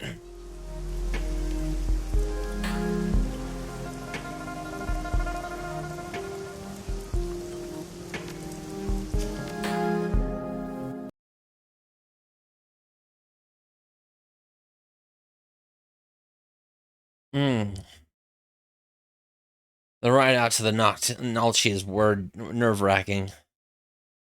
Captain Jomo seems to be an expert pilot. The massive waves threaten to scuttle his small boat at every turn. Deep thunder rolls in the distance. And at the edge of your vision, lightning occasionally illuminates your target, the MV Nalchi, as Jomo pulls your small craft directly up to the bow of the Nalchi, where you're least likely to be spotted. He throws a rope ladder over the side, hustling you aboard before pulling away. Time to get to work.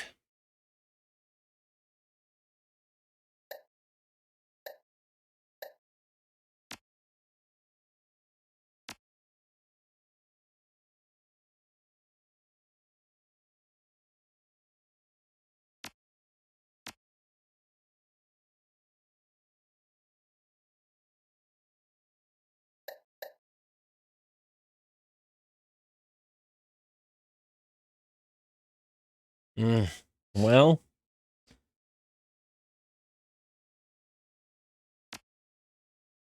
it's okay.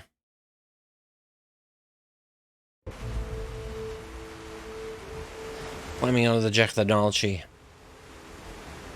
You pause to catch your breath. Cargo ship rolls and pitches with the waves that batter her sides. Rain assails the deck. Deep thunder rolls overhead.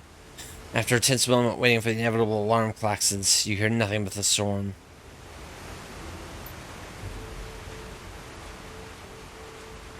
That pirate really knows how to move that boat. I'm impressed.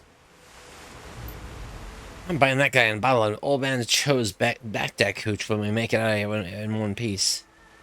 Oh, I'm buying that guy a bottle of Old Man Cho's back deck hooch if we make it out of here in one piece. Fancy driving, boating, whatever you call it. We want to keep low and stay behind cover. Looks good. Visibility is near zero. Storm means no one will hear us coming. If we stay out of sight, we should be able to get to the below decks without incident. If we do get spotted, I'm pretty sure they won't be able to radio for help. They have to get a wired alarm. They'll have to get a wired alarm. As soon as we keep them away from those alarms, we're golden.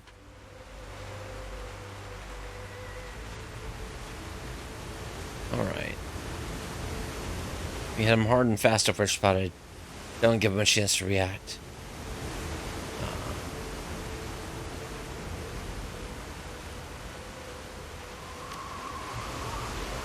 You know, I could probably hack into the ship's systems from that control box. Maybe we could get a better idea of what's going on with that ship. With the ship. Good thinking.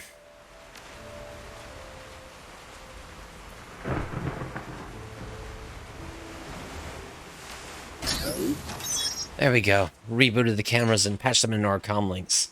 Locked ship security out. Couldn't get into the cameras inside the ship though. They must be on a different circuit.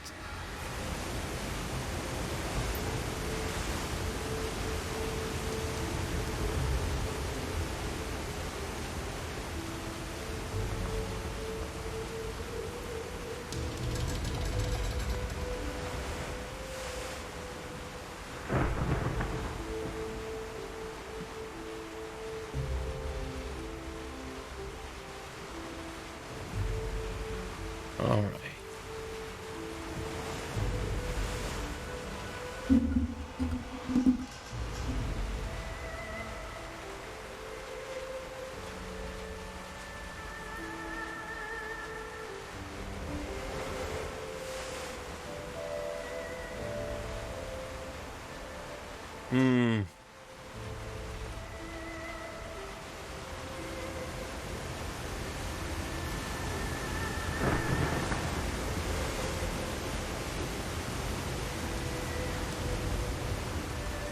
Well,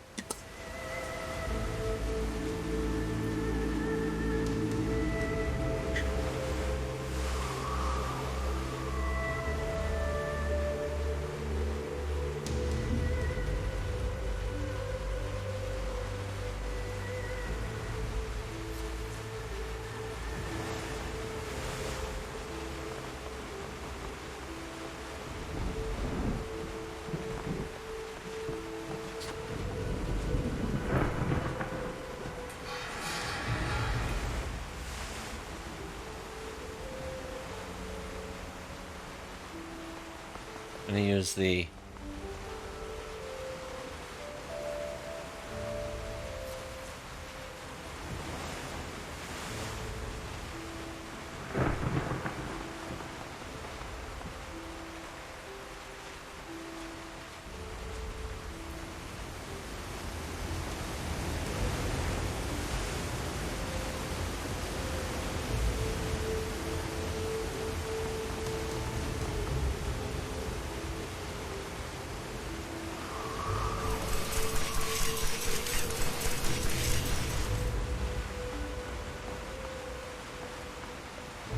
what we're gonna do.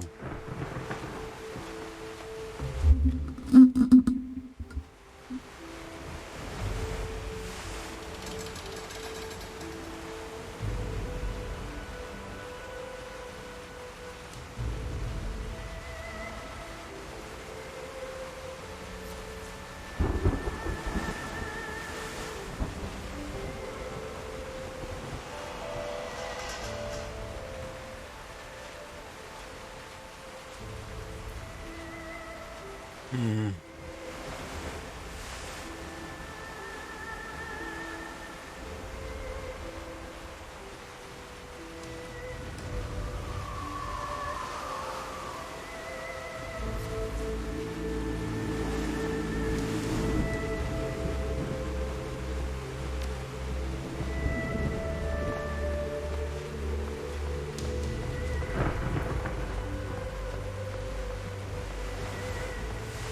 bit of a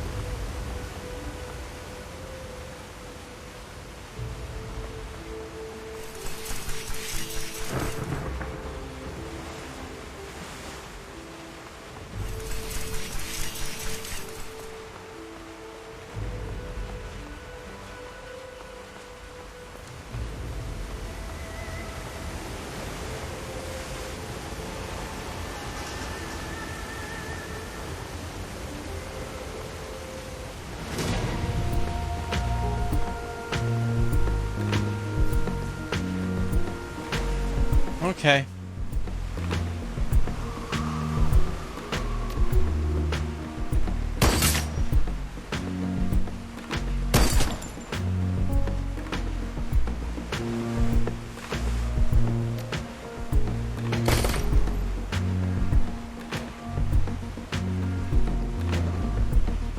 Oh, good.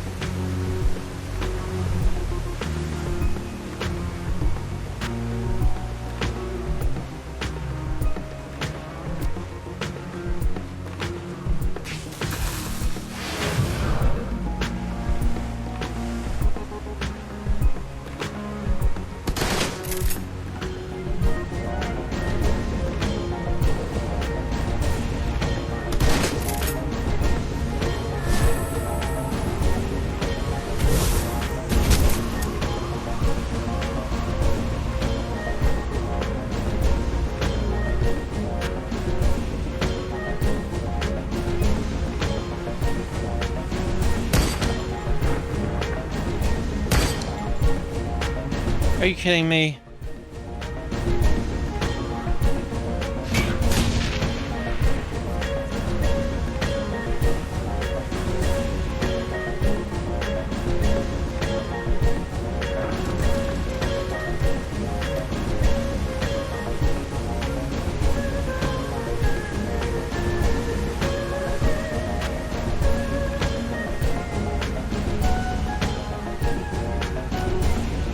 Are you kidding me?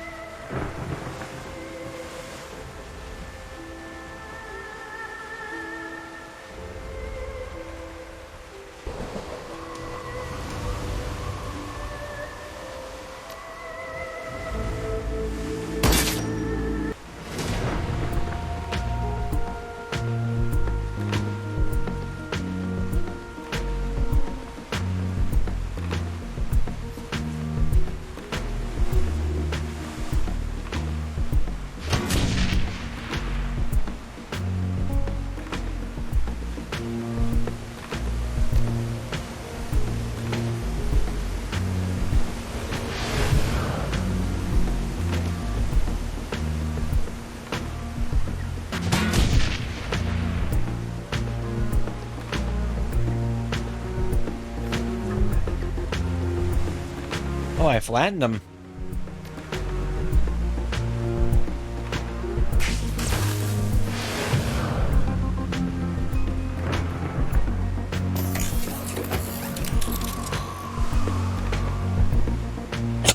Oh, man.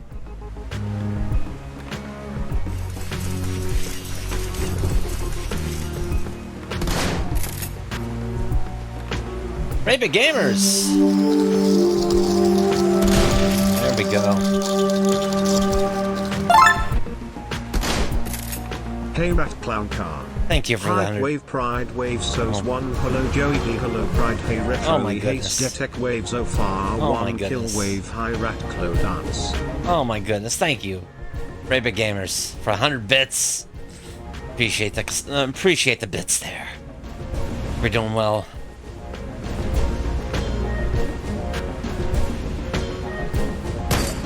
There we go. There we go. Oh nope. Point blank. Out of ammo. Oh my gosh, we're infiltrating a boat in Shadowrun.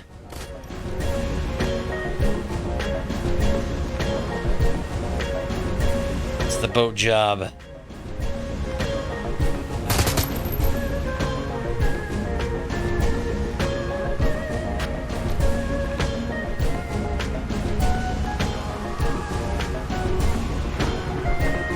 Alright, hold on.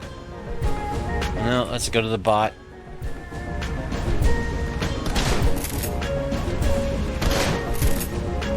Shotgun that guy.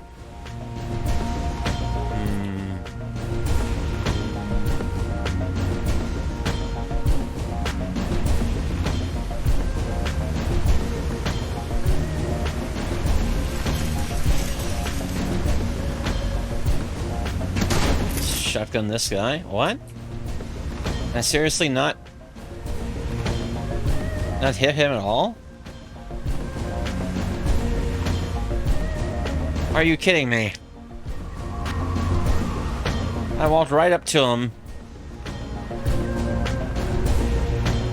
I walked right up to that guy that was bleeding. Hit him with a point-blank shotgun blast and it did nothing. How do you like that?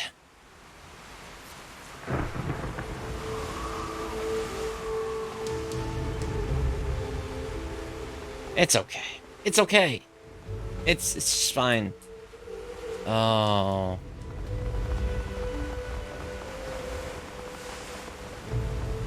Where to now, Shadowrunners? Where's the alarm box? That's the one right there.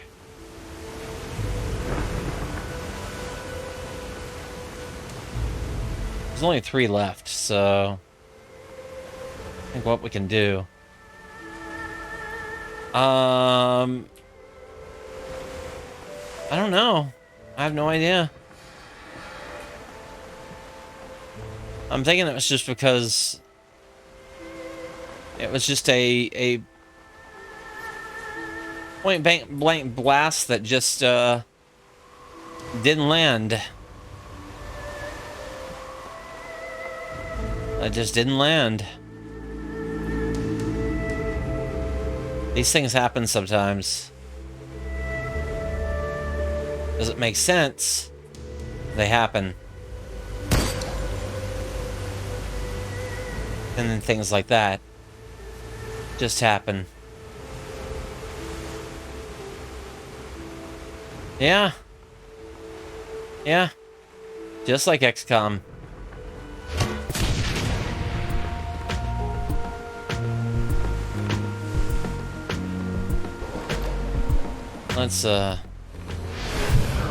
Let's haste you again, Isabel. Maybe chuck another grenade at this guy. Alright, reactor.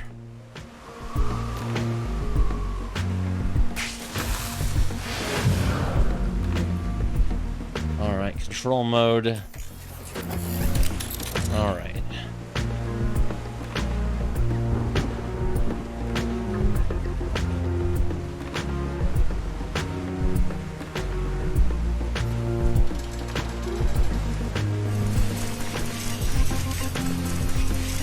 Let's try this then.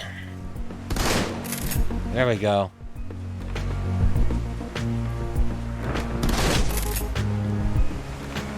See, I do more damage with the drone walking right up to him.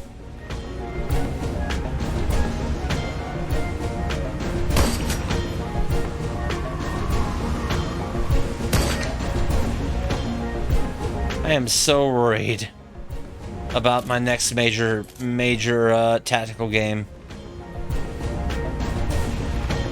which will probably take the better part of a year to finish. But I'm committing to it. I'm committing to it.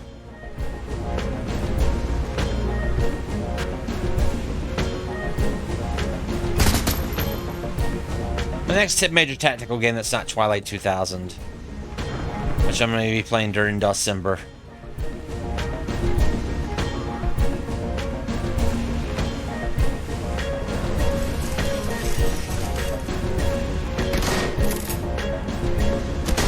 Missed. Flanked. There we go. Alright, got him.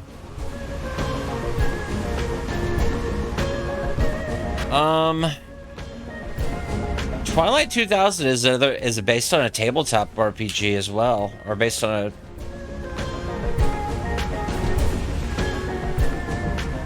a but it's kind of, in some ways it's kind of proto-Jagged Alliance from what I can tell.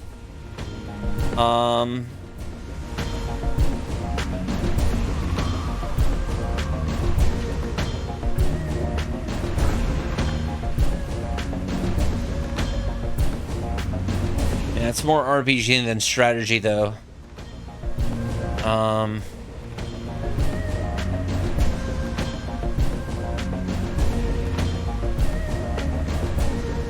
But yeah, if you know Duke Donuts' famous, hold on a second. Where's the face?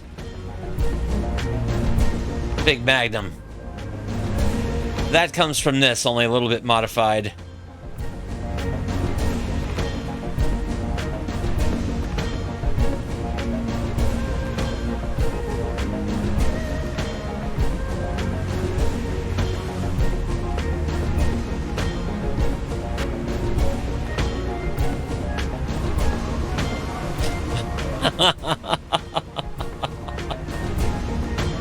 Yeah, this is a Microprose Paragon joint.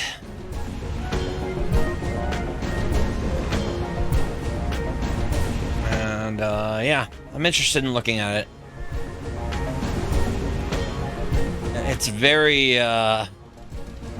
crunchy based on this character sheet. It's extremely crunchy.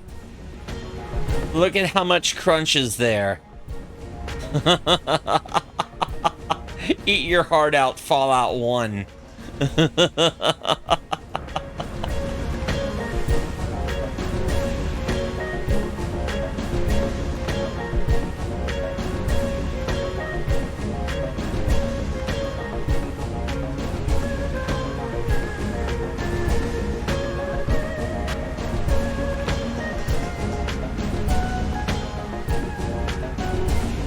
Yeah, I really don't know too much about it, but I'm super interested in it.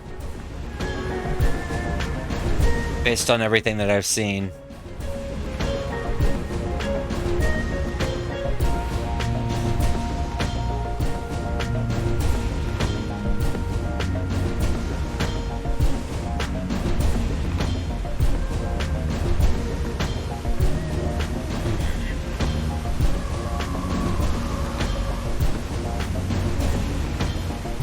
Yeah, yeah.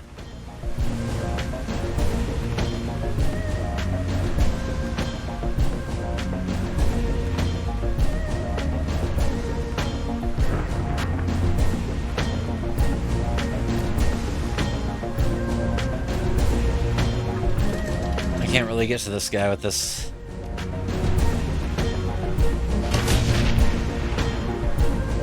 Oh, let me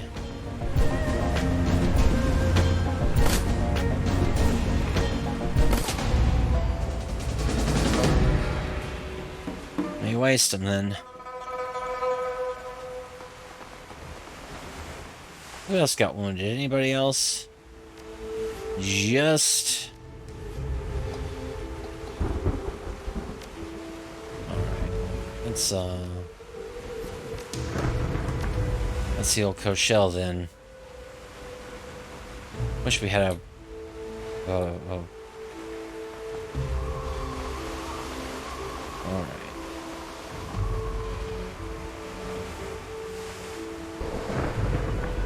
Alright.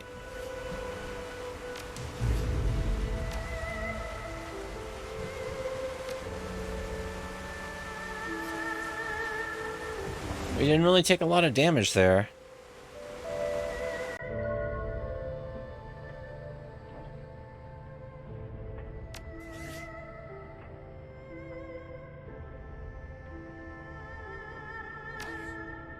As you creep down with the D-deck, the ship is eerily quiet. The sound of the withering storm is muted to the low moans of wind and shuddering vibrations when lightning strikes. Collecting yourself, you carefully listen for any other sounds. Nothing. Your presence on the ship appears to be as yet unnoticed. Squeezing water out of ropes over her, Gobbet nods in satisfaction. Nicely done. We're almost to the goods, and the rest of the ship's got no idea we're here. Fighting down here will get their attention, though, so let's play it smart. We get our goods ready, or pick up and get out. Let's take it slow. No mistakes this far, and keep your eyes open, Seattle. You've gotten this far by being careful. No reason to change that now. I'd like to get home without any extra lead in my body.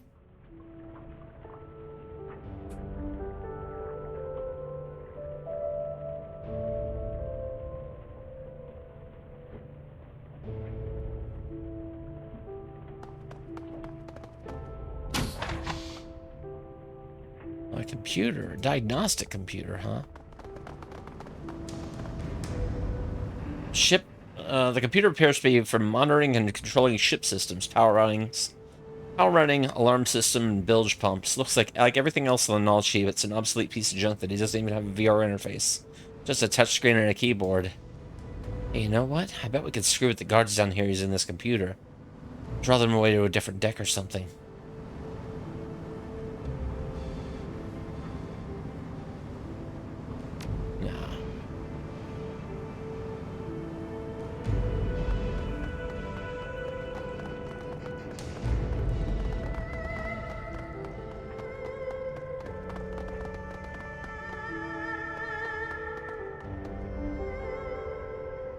Panel's door is hanging open and the wires inside are sparking occasionally.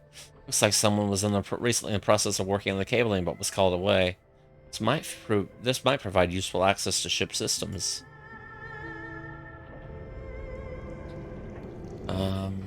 Searching through the wires and cables, it looks like someone was in the process of upgrading the internal camera system for the Nalchi. They left the wires exposed. Anyone with basic electronics knowledge could patch their comm links to the feed into the feed.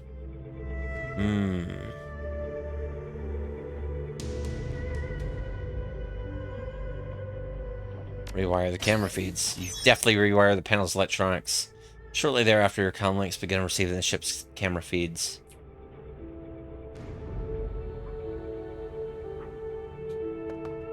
Got these guys. We got all these toads down here. We got over there.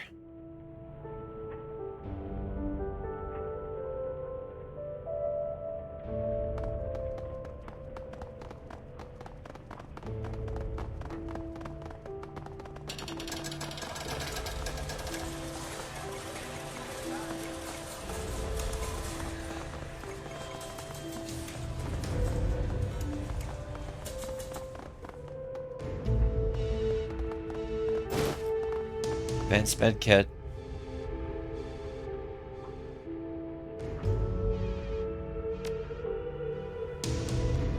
Give it. Let's do this.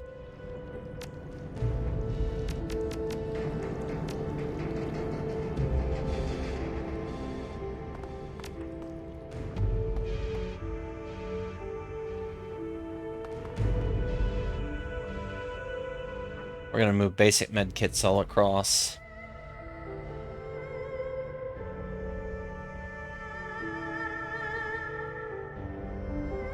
Just to redistribute medical wealth. Fire suppression controls. There's a control panel. The ship's water pumps and the fire suppression system. The knobs and switches here can cut off it or supply water to anywhere on the ship without an outlet. The readouts indicate the fire suppression system doesn't have any safety locks engaged on it. By adjusting the pressures, you can flood the hallway leading to this deck, finding any guards trying to reinforce the area. This would certainly set off a ship-wide alarm and draw every available guard to your position, however.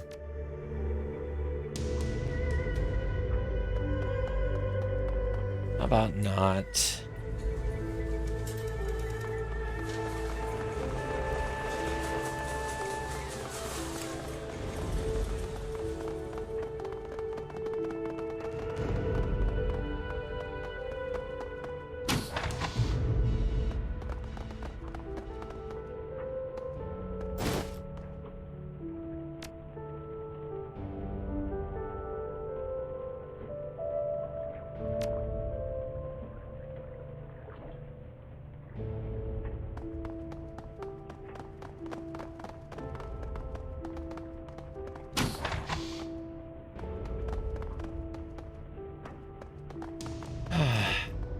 Manage.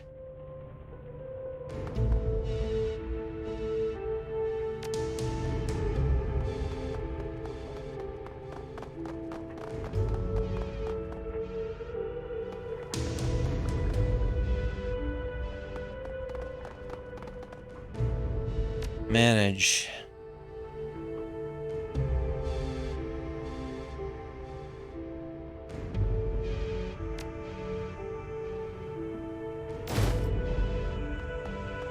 All right.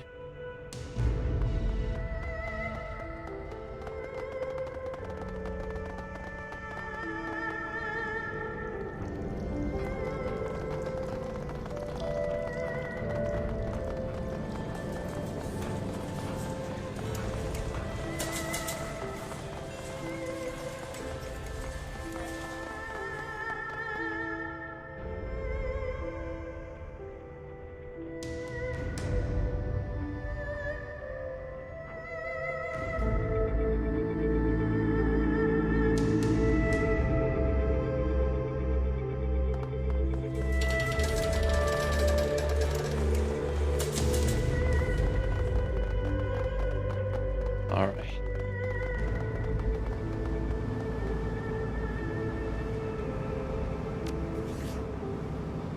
We're gonna save.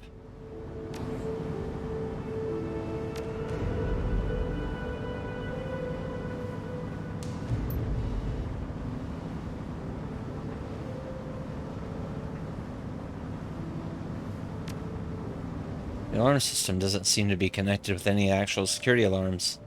Appears to be primarily a voltage and short-out protection system that engages if there's a power overload somewhere on the ship. A few tweaks and you can probably fake a voltage overload elsewhere on the ship. Make an alarm. After a few adjustments, you set off a system test alarm on the sea deck. Won't fool anyone for long. I'll have to go to the sea deck to make sure it's not a real alarm.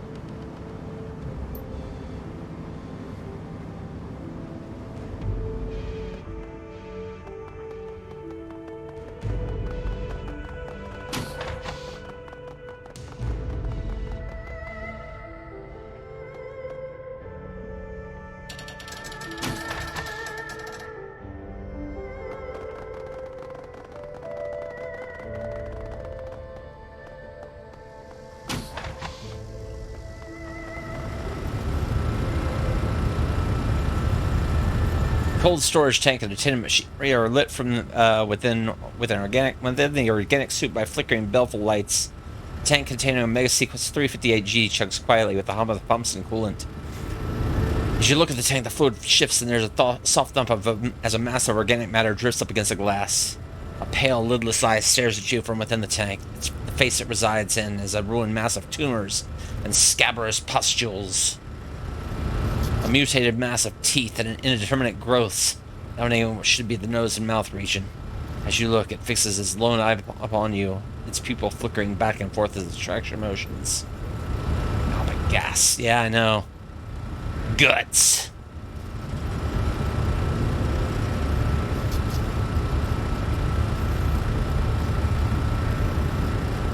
And quickly slaps a palm against the tank. She peers at it intently for a few seconds. A deep shudder rolls through her body. She turns to you, her voice barely above a whisper. This thing is alive. I don't think it's intelligent, but it's definitely living, despite being mostly made of cancer disease. You just shut this life support system down, Gobbet. Nothing deserves to live in this condition.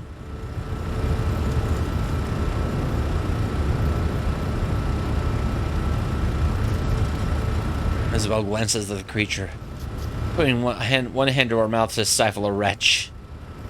Okay, a few more minutes, monster. It'll be a peace soon. Take the samples and turn off the power. After a few moments of worrying, a small drawer opens to present you with a rack of vials. Each one contains a scrap of tissue. You power down the machinery, and the lights of the vat dim, and the creature slowly closes its single eye. The last time of power fades, the creature drifts away from the glass.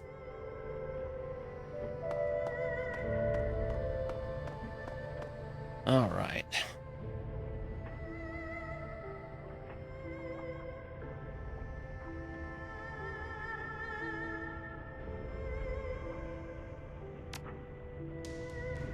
Initial research in metagenetics presents a singular challenge to it. Study not of genres themselves, but of the interaction between genetics and the unseen world of astral space. If the creation of a particular metatype or magically expressed phenotype was as simple as the recombination.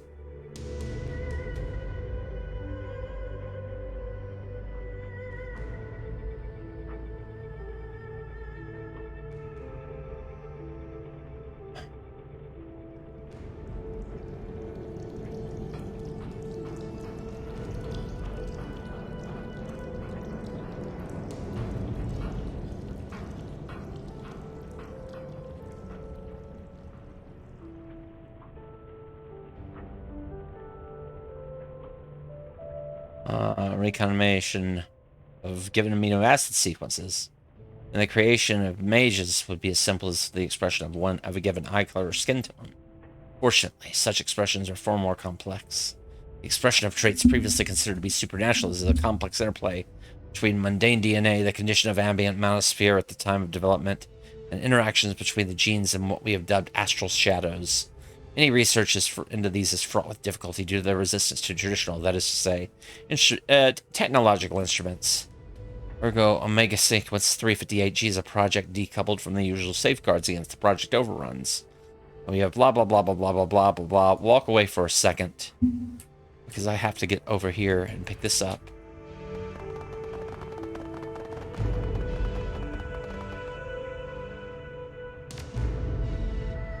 Hey, Bap. Hope you're doing well. Oh my gosh.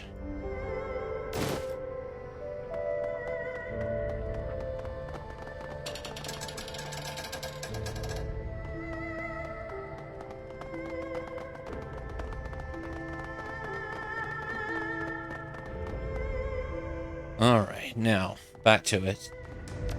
L2, phenotypic alteration. Ah.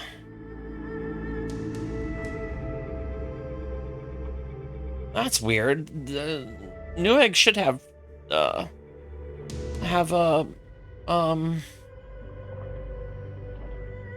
mean, if you ordered through Newegg, you should be able to, they should have the, oh. What is it?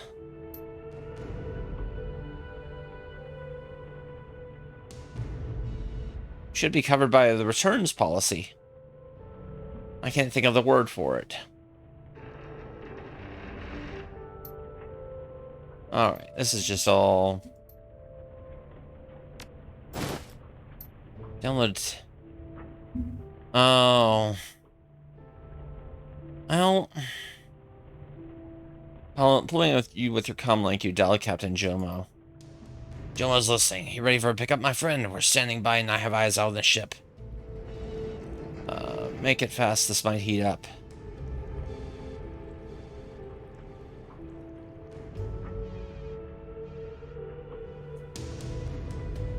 Come get us. We're done here. Easy. I'll be there in a few minutes. Be ready right when you... where we dropped you off, friend. You rapidly dialing the number kindly Chain gave you for Tigath. This is Tigath. Is the task done?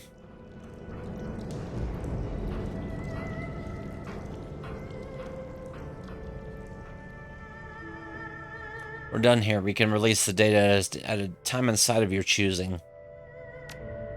That was swiftly done. Unfortunately, there's been a complication. I can't transfer your payment until we meet in person. I had a tail on me since I arrived. I arranged the run with kindly Cheng. I think the soul posse have caught up with me, and we're watching to see what I'm up to. I can't shake the tail, but I need to ensure my safety. I need you to ensure my safety before this is done with. I can help with that, but it'll cost you. I'll pay whatever it takes to get them off my back. If I can't, my family's still dead. I have a safe house in Ho Chung Village that I set up before landing here. Meet me there. Call me when you're close, and I'll shake the tail. As long as we can get it handled in a hurry, I should be clear to get out of Hong Kong. All right.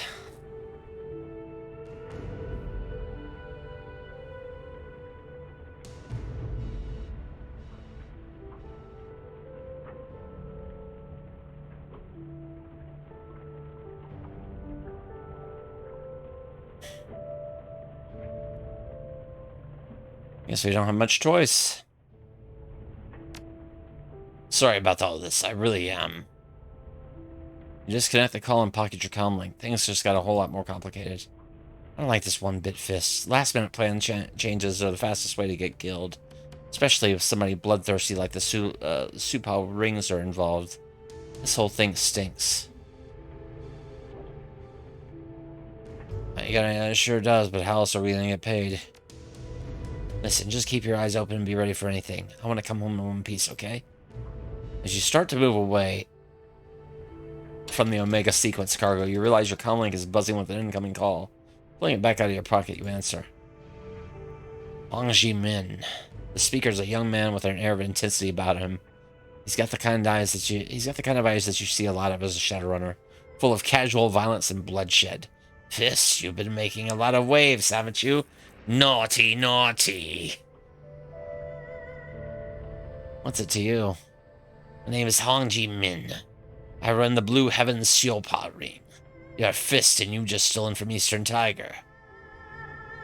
Hong runs a hand through his hair, a smug smile plastered across his face. Don't bother trying to deny it. I've got your employer's comlink hacked. I heard the whole exchange.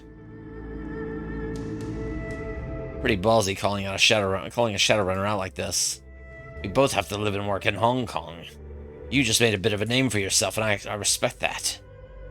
Yeah, you made a bit of a name for yourself, and I respect that. But just like you, I've got a job I'm being paid for, and that's to make sure that your employer.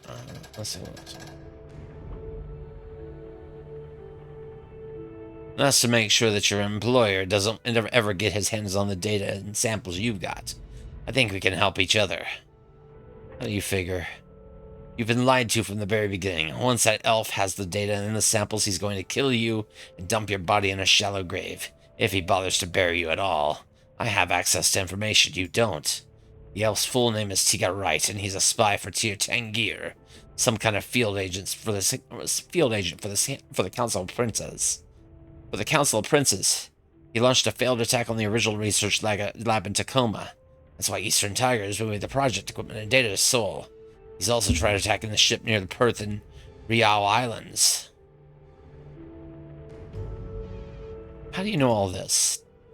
Wright may be skilled, but he's piss poor at matrix security. We've cracked his encryption within an hour of him landing in Hong Kong. Alright, Bap. Have a good nap. Good luck with getting that computer fixed. We've had eyes and ears on every call, every report, and every takeout order he's made since being in the Free Enterprise Zone. Wright's left every team he's hired out in the cold, or worse. You're just the latest in a string of hired help. I understand it's bad for business to cancel a contract, but it's better than being shot in the back of the head. We both have to live and work in this city. We both have a job to do. Here's my proposal. You give me the data and samples from Omega Sequence 358. I give you a cut of what I'm being paid. And together we take care of right. It's not optimal, I know. But we both come out on top and get to send a simple message. Don't fuck with us. Ah. You know what? Screw both of you.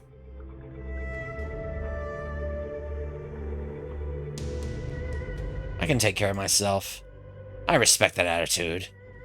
But respect won't keep me from killing you and leaving your corpse on display outside of the wall city. You put your comm link away and check the time. Captain Jomo should be arriving any minute. Time to head back to Hong Kong and see what awaits.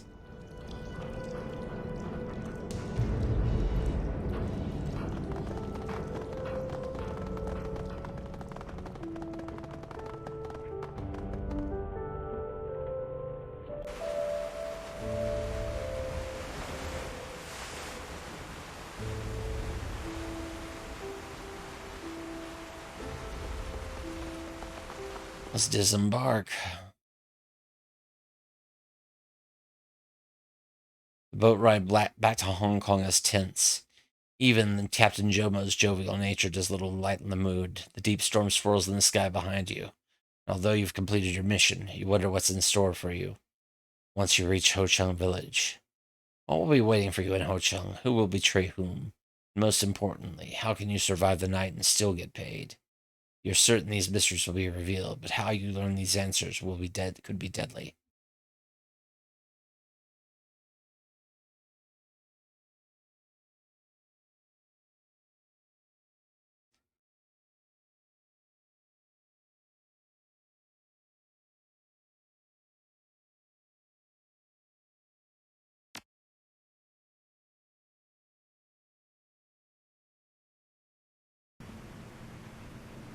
The Ho Chung MTR station is a testament to high-class design left to rot over a period of 15 years, smelling of stale urine and mold. This stop has seen better days. With any luck, you'll be able to wrap the job and leave Ho Chung before the sun is fully up. Bad feeling about this fist. As much as I hate to admit it, Huang was making a lot of sense when he was talking about Tigith. Why change the venue at the last minute? This stinks, and it stinks more because I know Huang's gonna hit us tonight. We should play it by ear. Too many unknowns. I hate unknowns. Unknowns got Nightjar and Gutshot killed. Carter too, if you haven't forgotten. I'm not gonna let that happen again. We should take it slow in Ho Chung. Look around to get a sense of the place. Otherwise, we may walk blindly into the hornet's nest.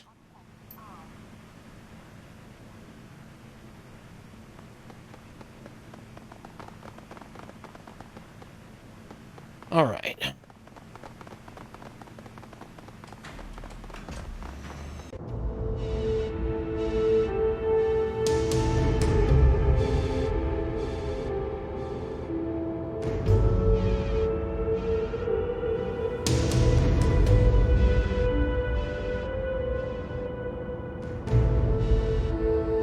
Save the game.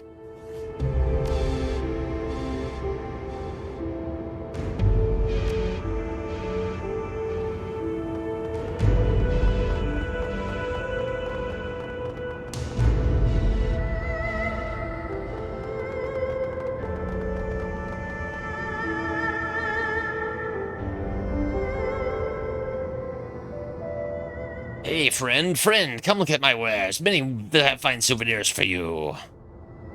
No thanks, but have you seen anyone suspicious around here?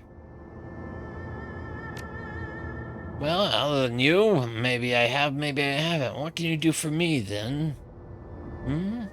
Spit it out, old man, or I'm gonna make you. I'm gonna find out who you pay protection to and make them a better offer.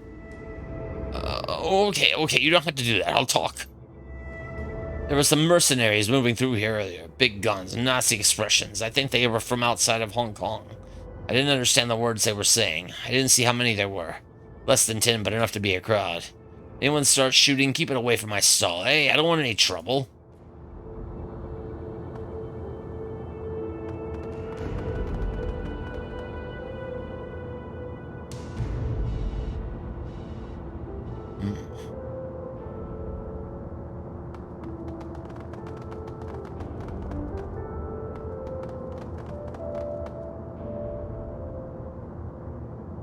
Show me what you have.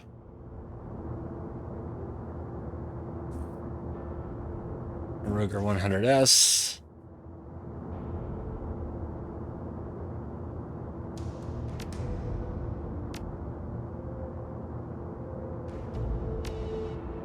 Want some information? Anyone strange hanging around tonight? 250 yen and I'll tell you everything I know. I'm a personal friend of Kindly Chang's. Help me out, I'll put in a good word for you. Maybe expand your distribution channels. Alright, you've got yourself a deal. I saw some tsunami mercenaries arming up, further down the canal. Drove right by them as they were strapping on armor and checking their guns. They didn't look particularly happy to be here, but I don't blame them. This is Combat Inc.'s backyard. They would be welcome here. You've got business with them, keep it away from my van. There's some heavy hitters. They're a big-ticket mercenary company out of Okinawa. They got tanks, aircraft, and Matrix division. You name it. If you want them, you'll have to pay top dollars. I don't know what they're doing out in Ho Chung. I really don't care as long as I don't get shot at. It's like a protection detail, though. Didn't catch how many there were, but it was less than 10. They're well geared, but it doesn't look like they had anything heavier than rifles or a grenade launcher. That's all for now.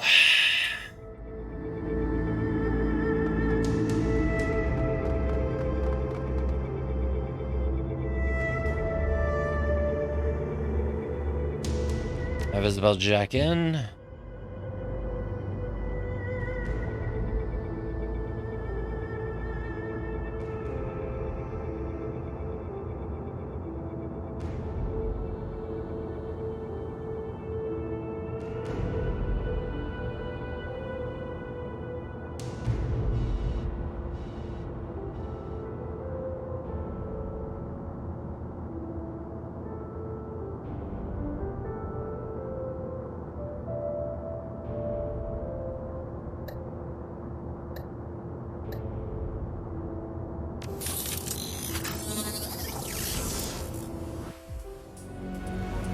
Alright, big time.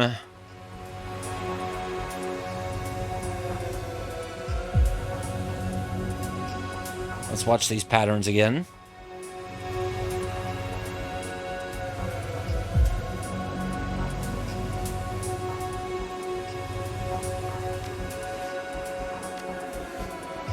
Save the game. Watch the patterns.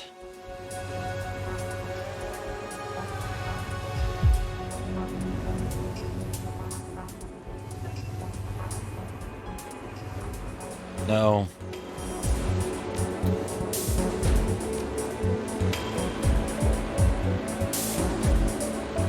No.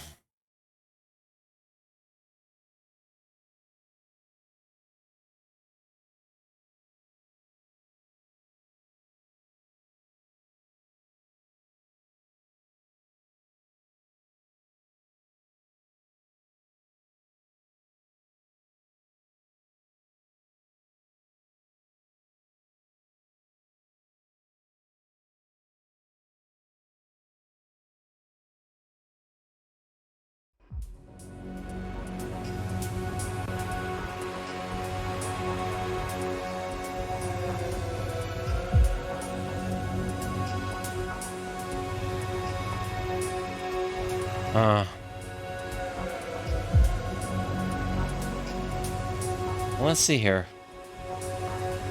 How do I do this?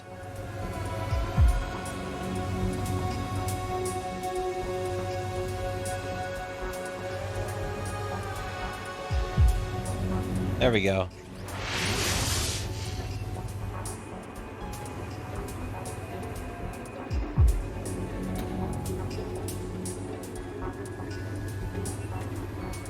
Nope. I didn't save either.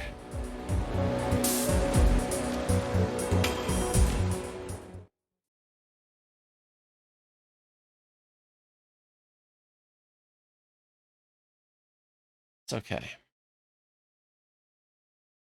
It's okay.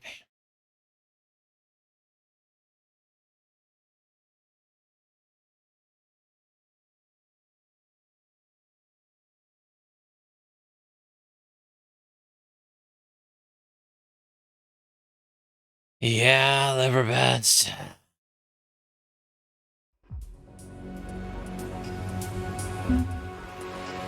Gotta wait for this camera to pass. Over here.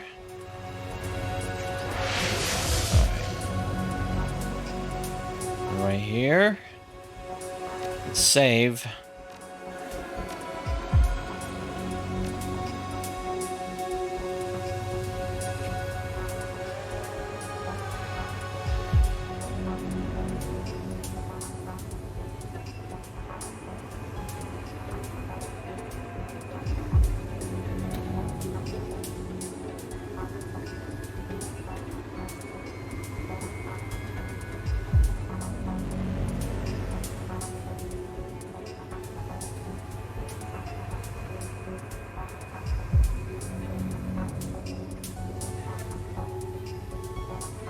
Got it.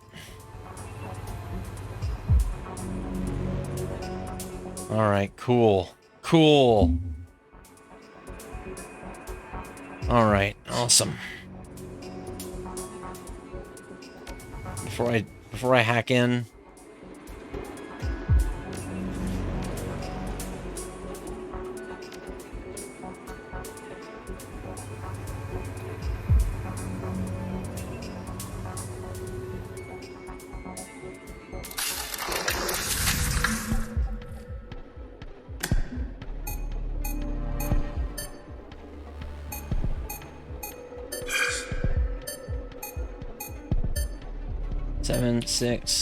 seven, 76215 19387 36619 9719557. Oh, it's okay. 732629269 5919212. Wait, what was it? 5915. No. Hold on. 9466379. 4666379. There we go. Okay. Alright. M timepiece M. M timepiece M. That's it.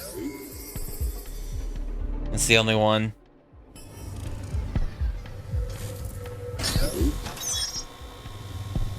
You and your men ready? I have a timetable to keep. Don't rush me. You hold my team halfway across the world for this little adventure of yours, and we just gotten off the plane. The contract says we'll be ready. The contract says we'll be ready by 300 hours, and we will. In the meantime, get off my back. You better be, you little load. This is a matter of national security for Tier Tangir. And given what you're billing me, I expect nothing but perfection. Spare me. That kind of line might work on rank-and-file troops, but this isn't my first day on the job. Thought my troops should be stuck hitting local scrubs with zips guns. As it is, I'm only here because my boss likes her brother. Just be ready, mercenary. I've paid you for your time, and for the duration of this mission. I expect your loyalty as well. I'll do my job right. That's what you're paying me for. You do yours. I want to get out of this forsaken pit and catch the next flight back home. Huh. Is there another... No, there's no other rooms to the bottom, so we can just bail out.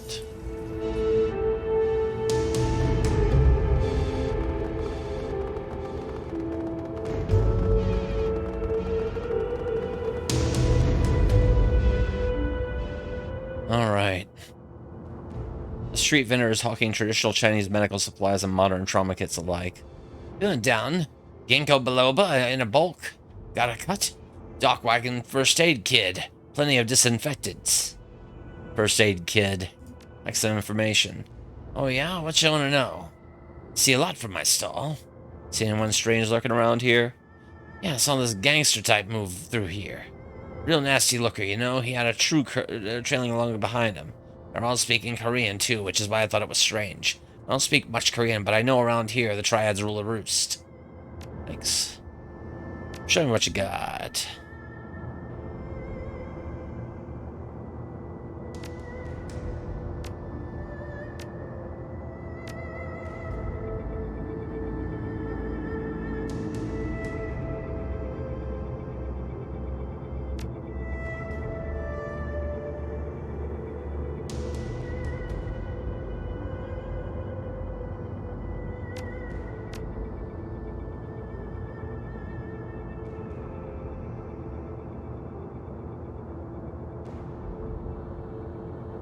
Alright, cool.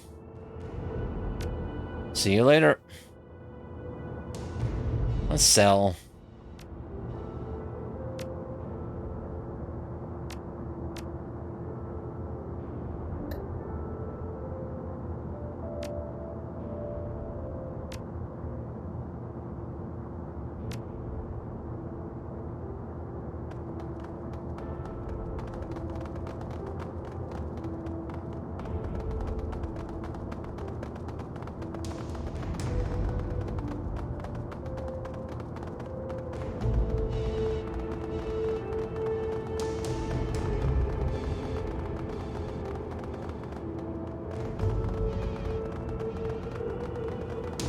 Wow, this is a huge map. What are they going to do with all this map?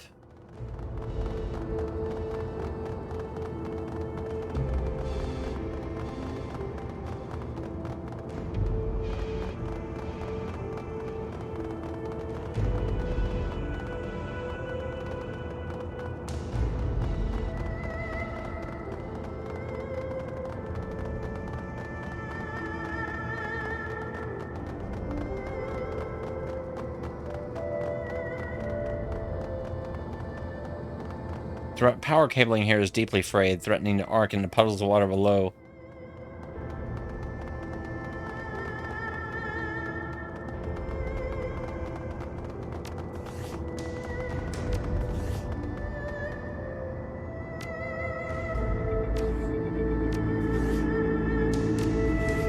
Save the game.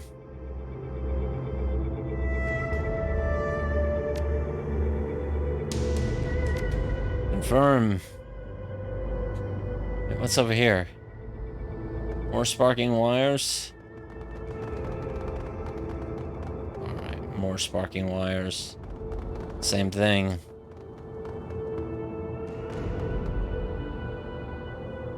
Tiga fidgets nervously as you approach him. His entire body is tense. His eyes flicker rapidly around the market as if searching for unseen threats. As he notices you, he relaxes somewhat, but only a small amount. Oh, thank God you're here. I'm at my wit's end. I can swear that I'm being watched everywhere I go. I don't like being out here. It's too exposed. Listen, did you bring this stuff? The faster I can get out that stuff and leave Hong Kong, the safer I'll be. Sir, keep your hands in the open, shaking as badly as you are. I think you'd only embarrass yourself if you tried to shoot something. Leave the violence to the professionals. Okay, I'm calm. Can we get this over with? You got bigger problems. Your comm link's been hacked. Shit, what? That must be how the soul posse have been staying on me the whole time.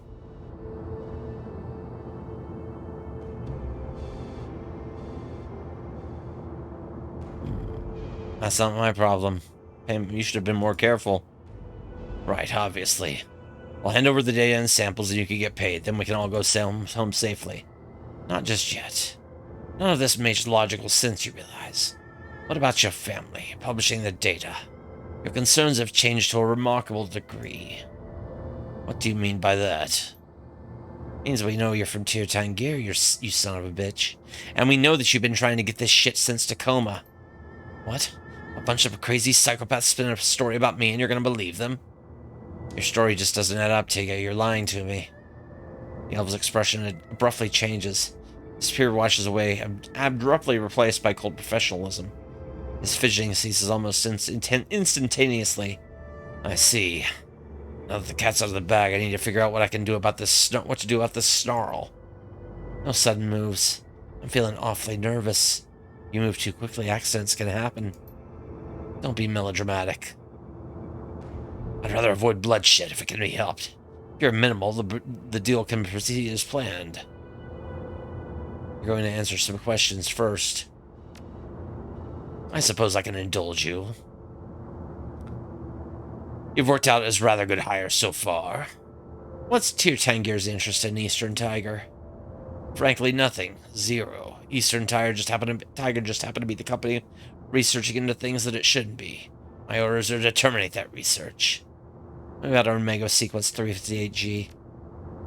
Research into Elven metagenetics. Abhorrent stuff. Deliberately mutating Elven genes in an effort to take the best qualities and imprint them into other metatypes. Ridiculously, they seem to think they'd be able to unlock the secrets of immortality. Well, I don't see the problem, honestly. Well, then you're absolutely as moral as I'd expect a Shadowrunner to be. Still, I can't be a picking man when in foreign lands. What do you intend to do about the Soul Pass? I don't intend to do anything about them. I intend to leave this horrible little island. The question is, what do you intend to do about them? You live here, after all.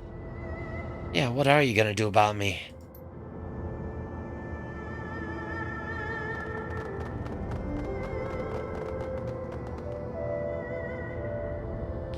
You think I'm just gonna let you hand this off without a fight? No, that's not happening. I'll tell you what. I'm still gonna let you walk out of here alive. If I'll pay you for the data and let you live. Not the elf, though. He dies.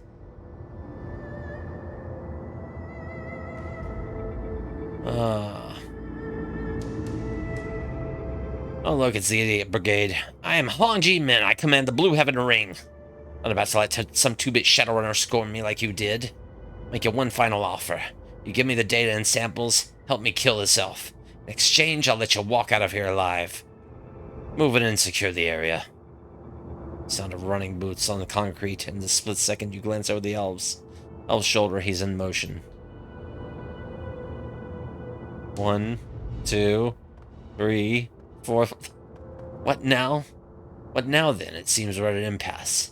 I'm not about to go back to Portland empty-handed. Both of you are crazy. I'm walking out of here with the data. Try and stop me, and I'll put you down. What? You're crazy? You won't make it 10 feet on me. Repulsive as it is, I have to agree with the little toad. You're not leaving with that data. Let me show you why I'm a survivor. Jesus.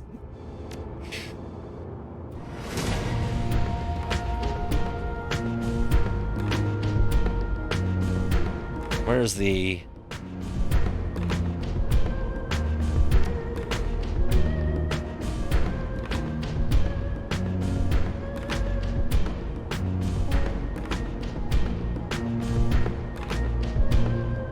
Hold on a second. Aim.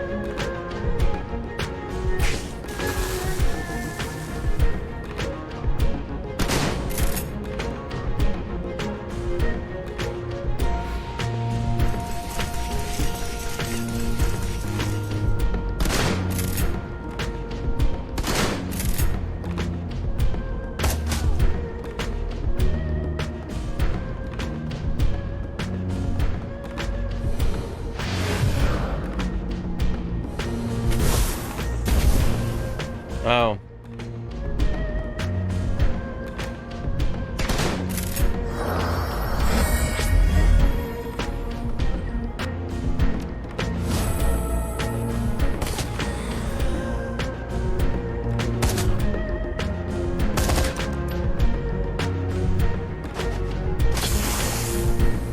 Oh, come on.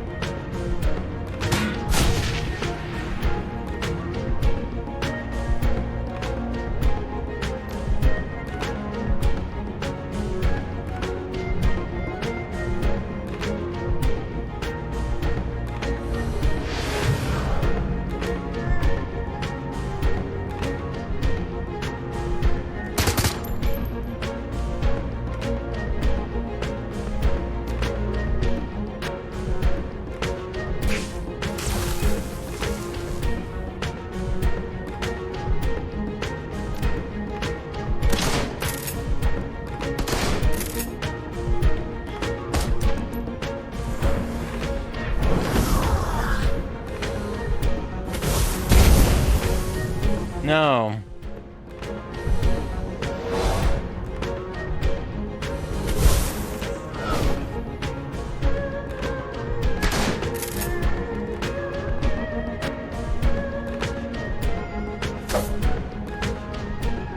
Also,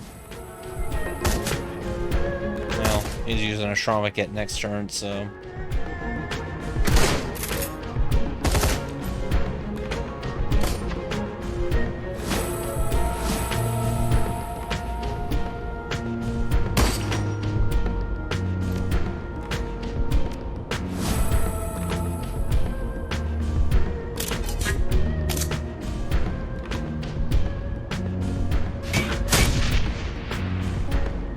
Wait, will one of you please drop?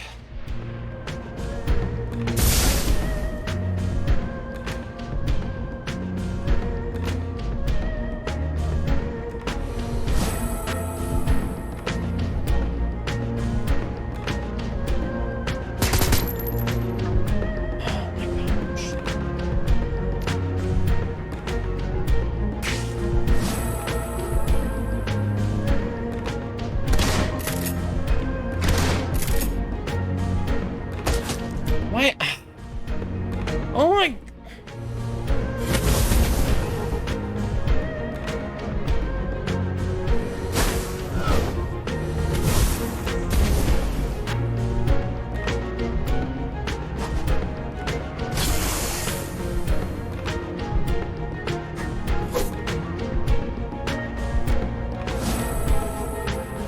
We're reloading this. This is a disaster.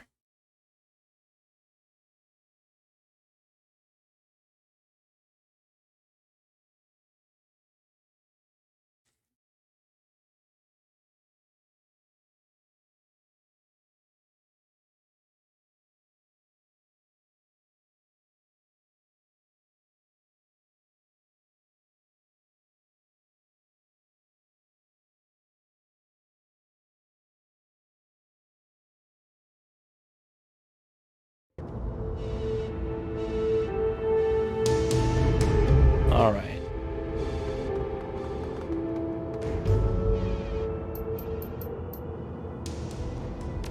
Link's being hacked.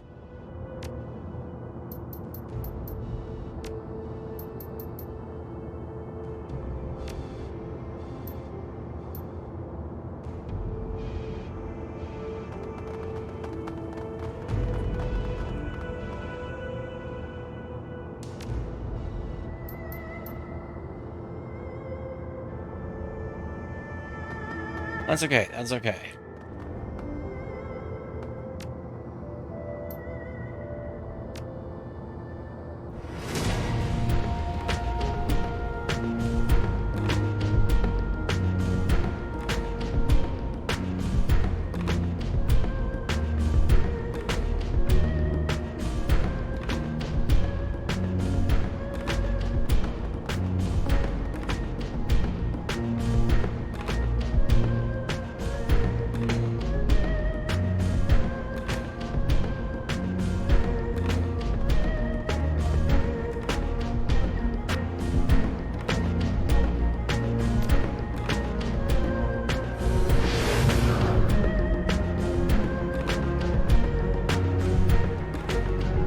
Seems foolish, but whatever.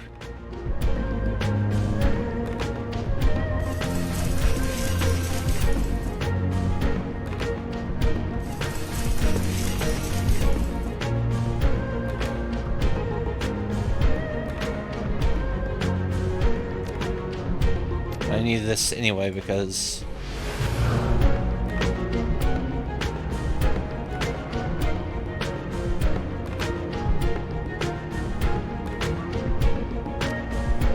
I needed to do this.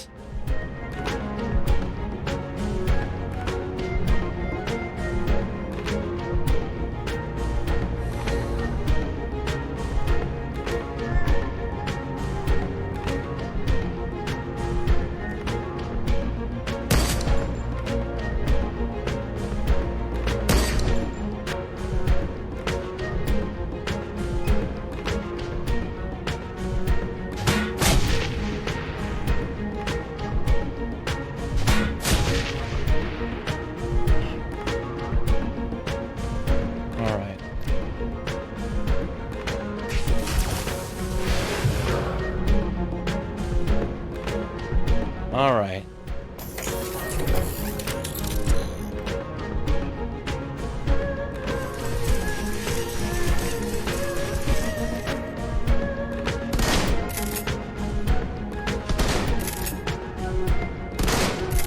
Hit something, kill something.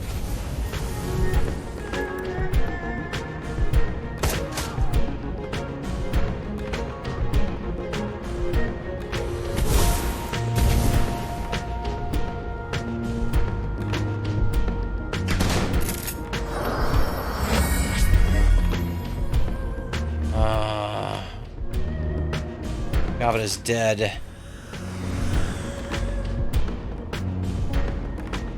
Gavin got messed up.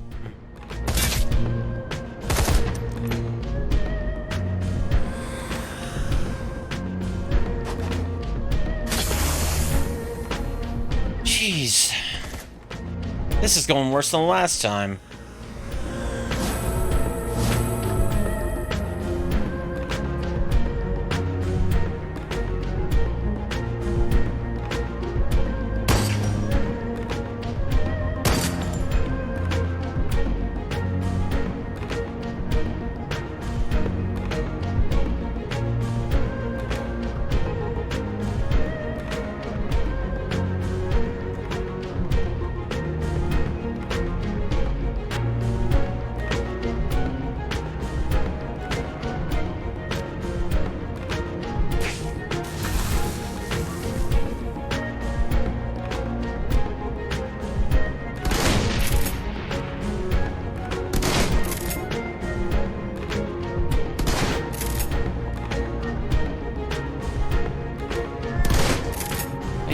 Getting some of them.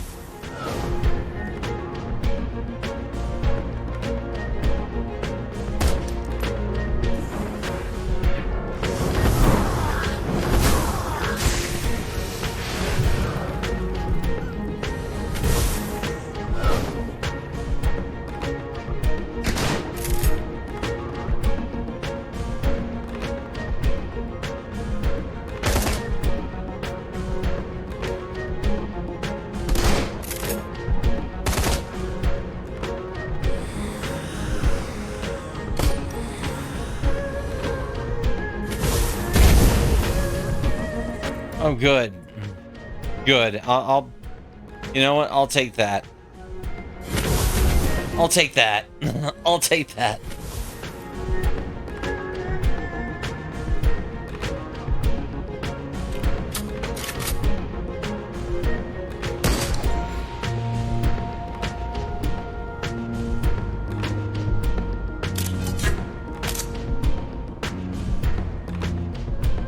You don't always get the, out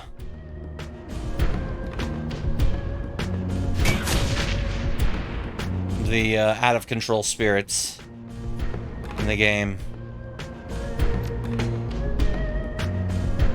But when you get them, that's cool.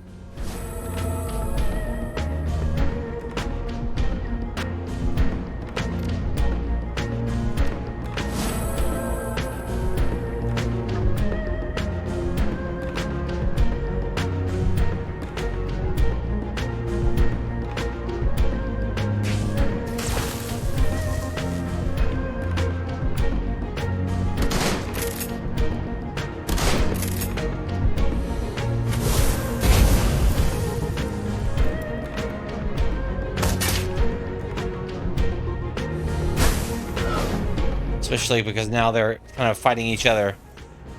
So I'll take it. I'll gladly take this.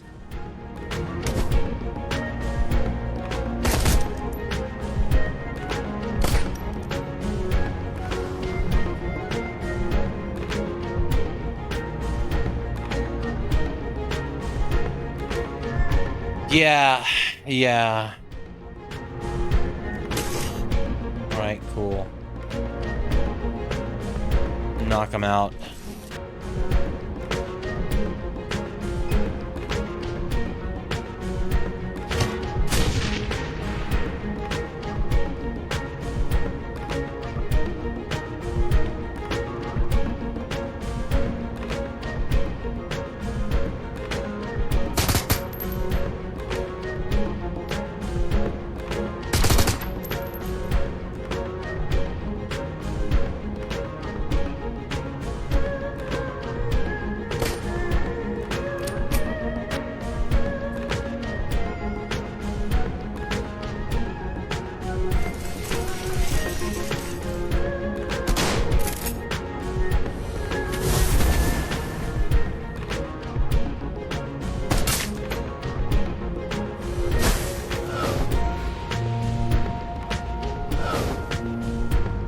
Yeah. Well, I kind of lucked out there with a with one of the spirits going rogue there. So I cannot believe. There we go.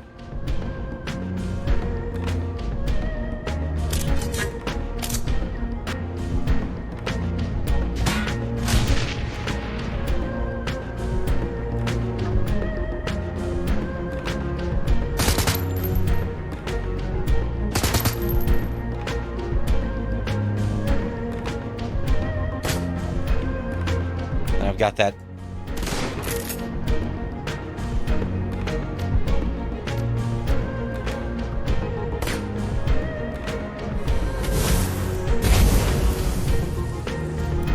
Okay.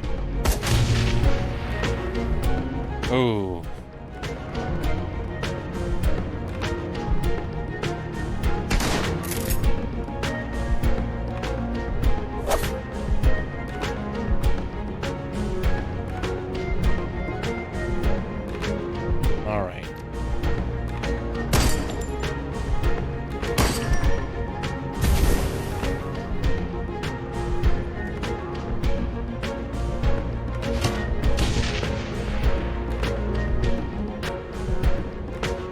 I'm gonna pull myself back there. Hope that I can. You know what? No.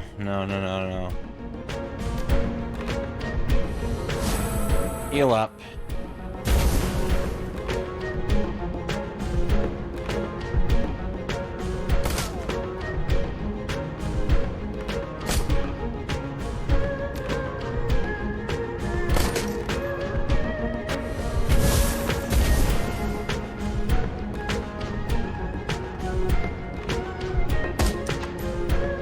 Now they're turning their attention.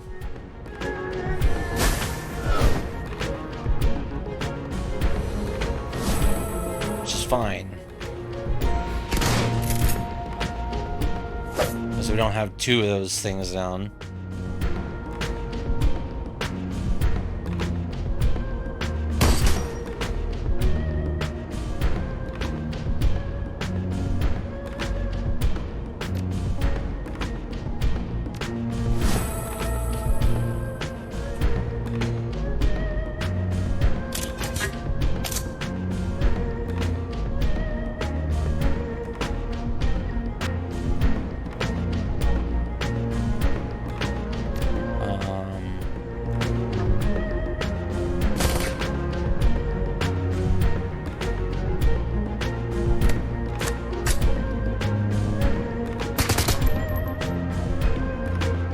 Of course.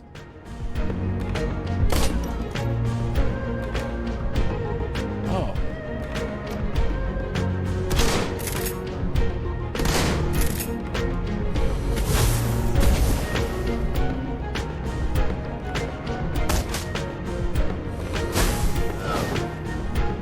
And I need to back my...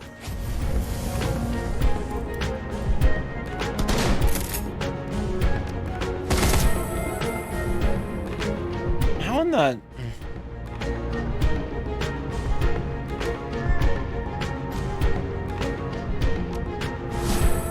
I can't do a thing with you.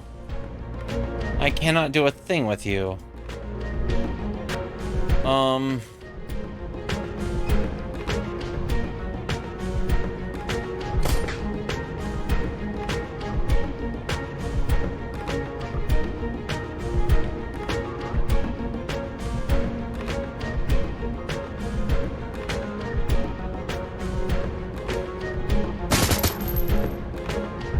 Oh my god.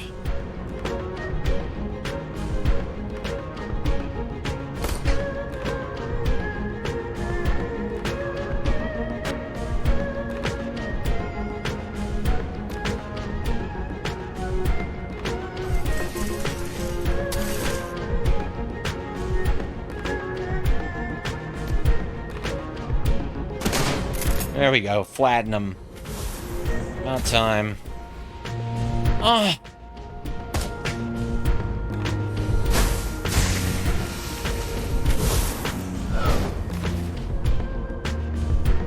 Alright. Alright.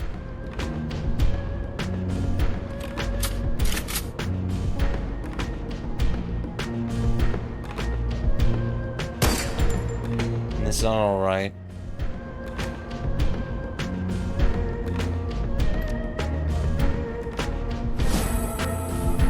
Heal up. Let's heal you.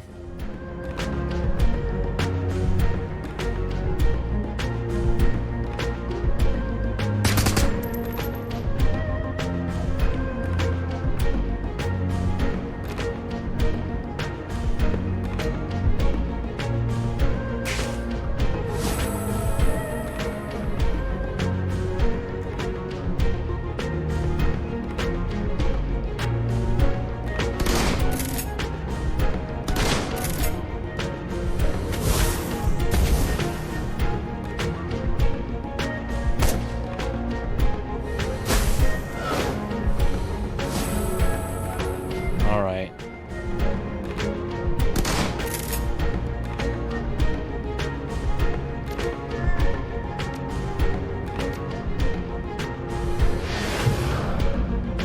Let's do that.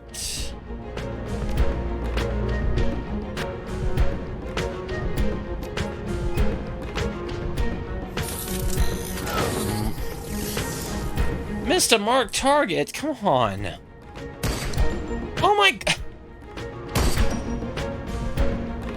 Jeez.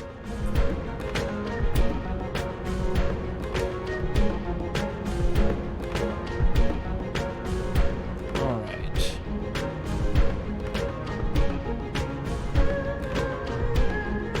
Oh, great. Yeah, I know. Really stinks.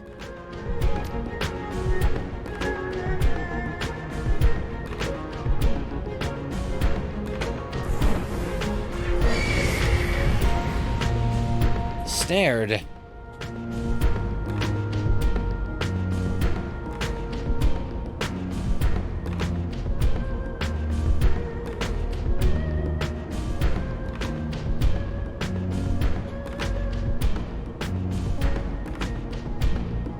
Alright, let's try this. Let's try to overclock. Hope that can get up close. Shotgun this guy to death. There we go.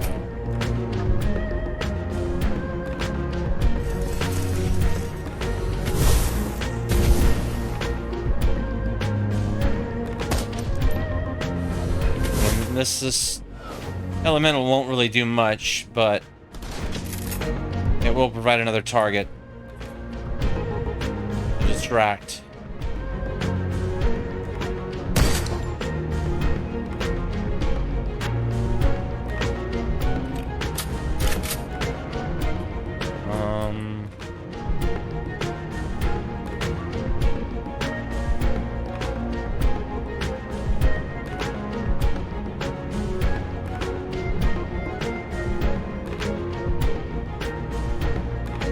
like the fact that I can't get any closer, so I'm gonna have to just play this attrition-wise.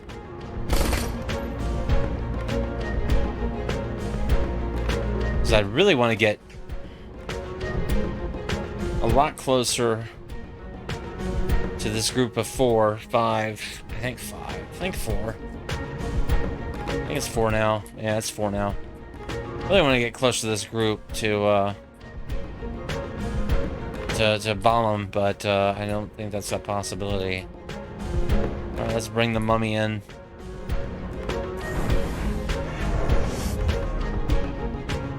Preternatural spirit.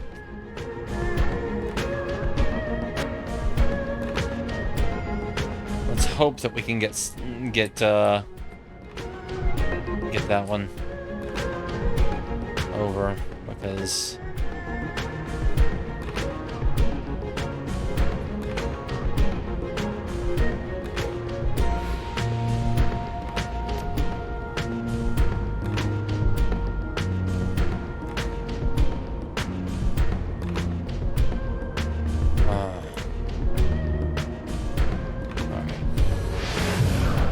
give you some aim accuracy.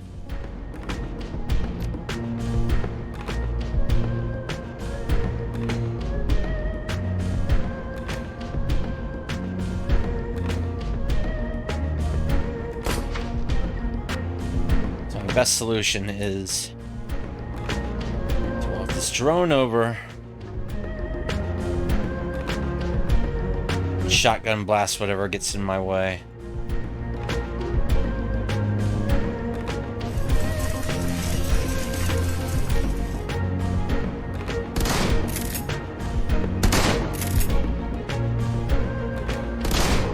Yeah, behind heavy cover, but that's alright. It's whatever. Rip that drone.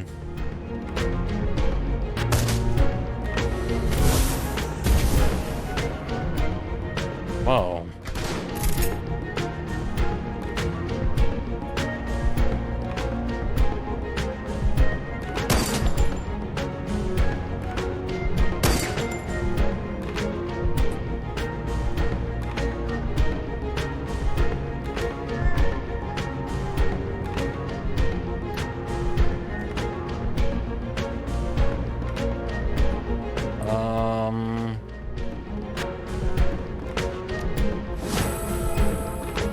Whatever, it's fine.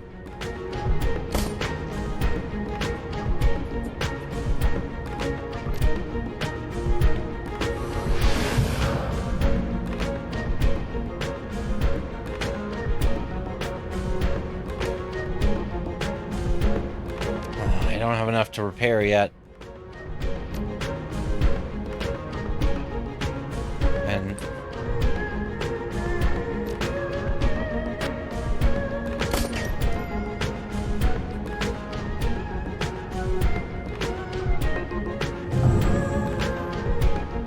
that's okay, that's okay.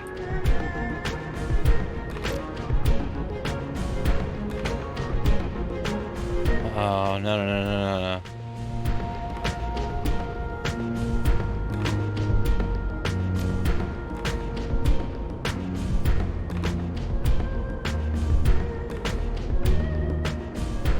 All right.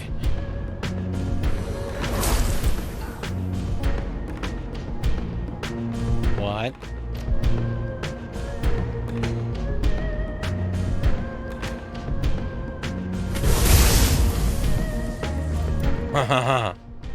Sure, I'll take it.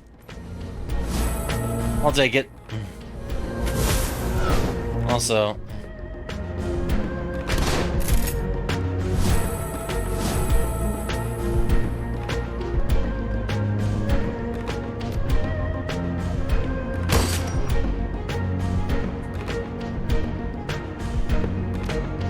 oh, she only has one.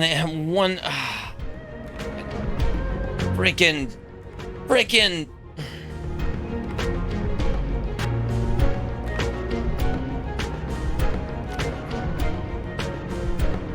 It's okay. That's okay.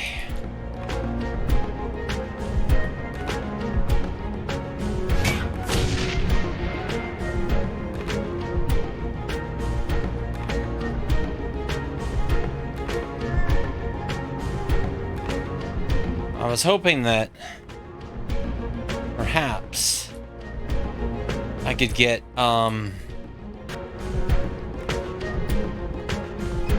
Gobbet to haste Isabel and run right over to grenade this group over here, maybe even twice. This group of 3.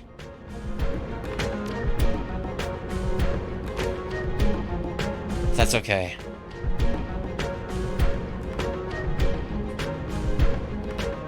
Did we just kill the guy that...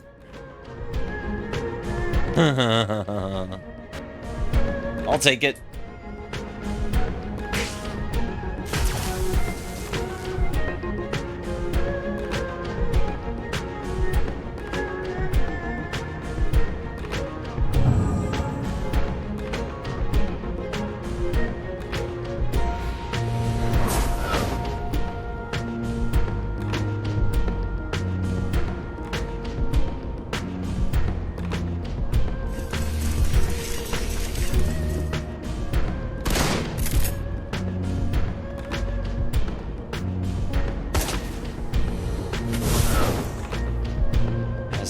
This is fine. This is fine.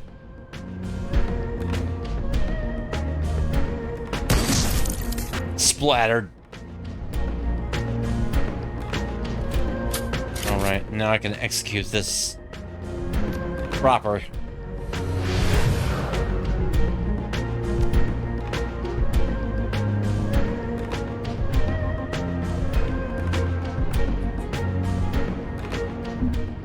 This might hurt.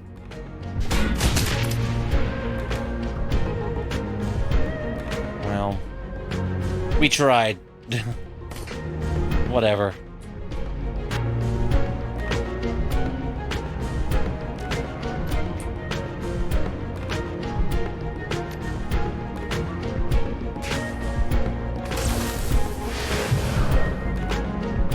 This is still ours to lose, though.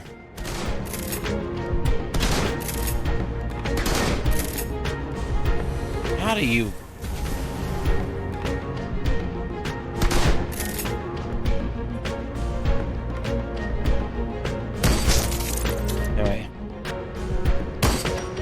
Anyway.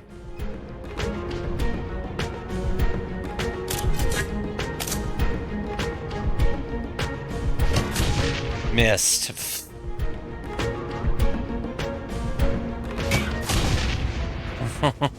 As the smoke clears and the din of combat fades into the night, you take a deep breath. It's finally over.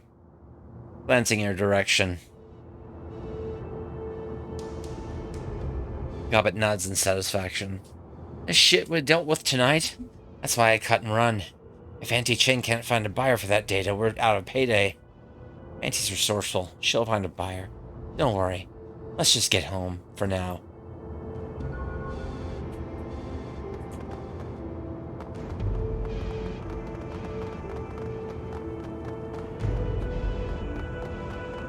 Alright, let's get out of here.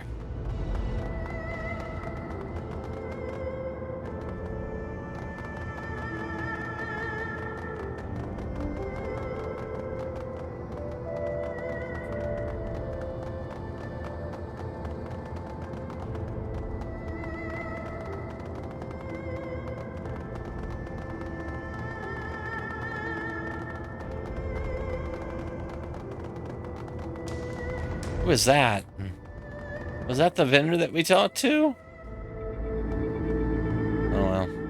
Anyway. You know.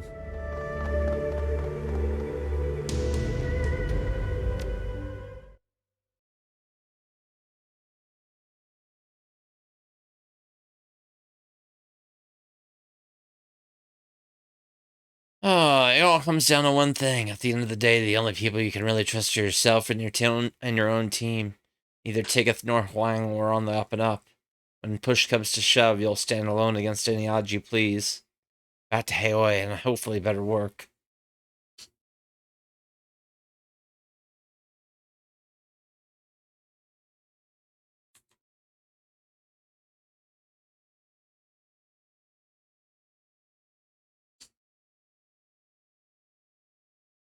Oh gosh. All right. All right.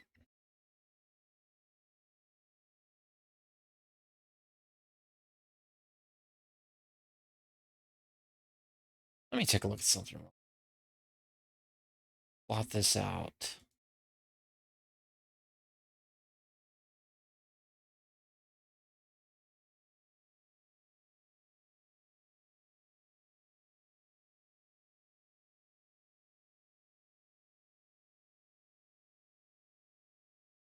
Yeah. Yeah. Yeah. Hopefully, health permitting, I'll be able to finish this before the last week of the month. And I'll have that entire week for unfinished business.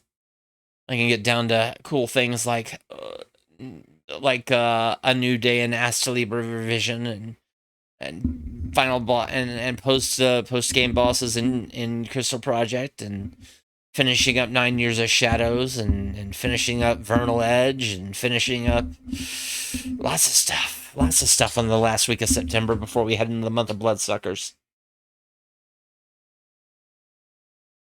We'll see. We'll see. Because this is just over the halfway point. We are officially just over the halfway point today.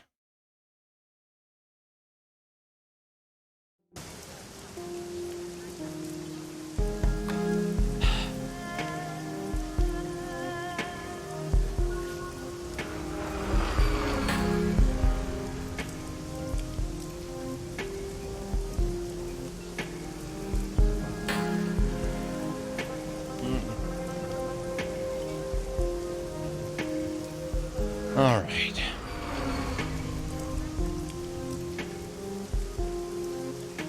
Okay.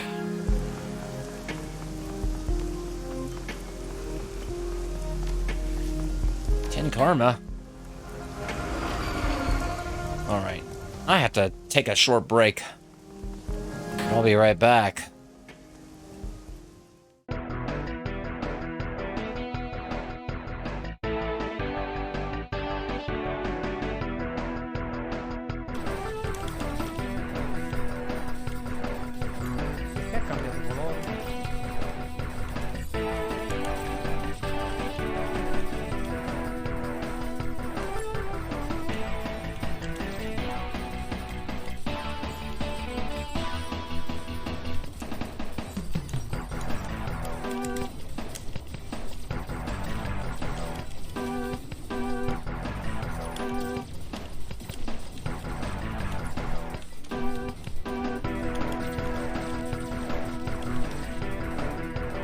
Molto utile comunque lo scudo per tagliare i colpi.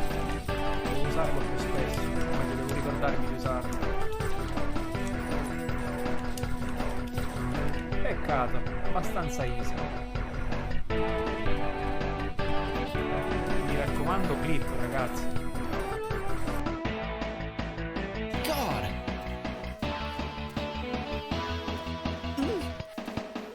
Okay, wait for the barrel. Wait for the barrel. The barrel. Wait for the barrel.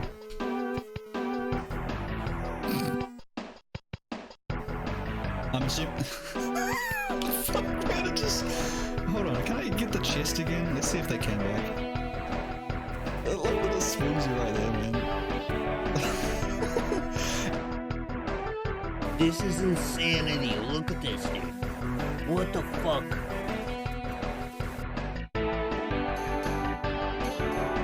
Yippee!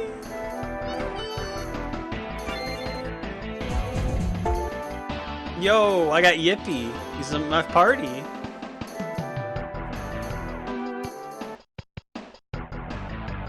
I won't forget. I won't ever forget my big Maya, or anyone ever again.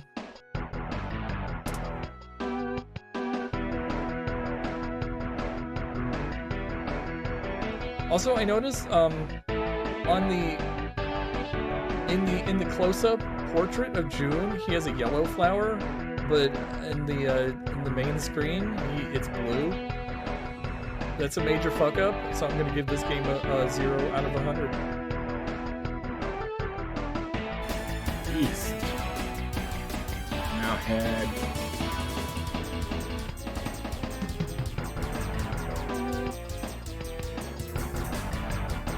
South. And east.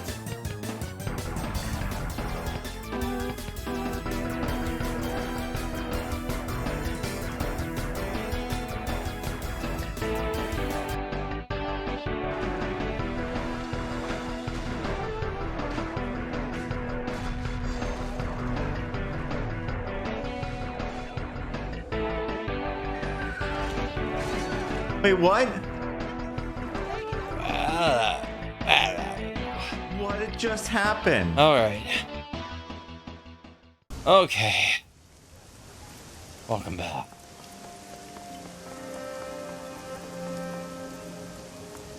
I have some other ideas for the last week of September. It is the push to 1,000 coming up. So close on that. And also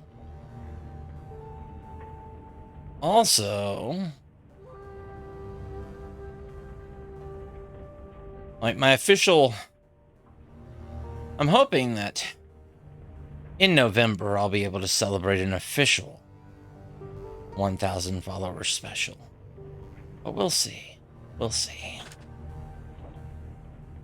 I do have my affiliate anniversary coming up in the first week of November as well, the first full week of November, where I'm going to be playing through Mother for the first time. Giab's directory, claim payment. I don't know how to describe this job other than by calling it a complete clusterfuck. You did the right thing, killing both Wright and Huang. I don't appreciate worms who try to stiff me, and I sure as shit don't like the Soul pot rings. I've attached payment. Nobody paid me, but I'm sure I can sell the data and samples you brought back. Consider this your eventual cut of that sale.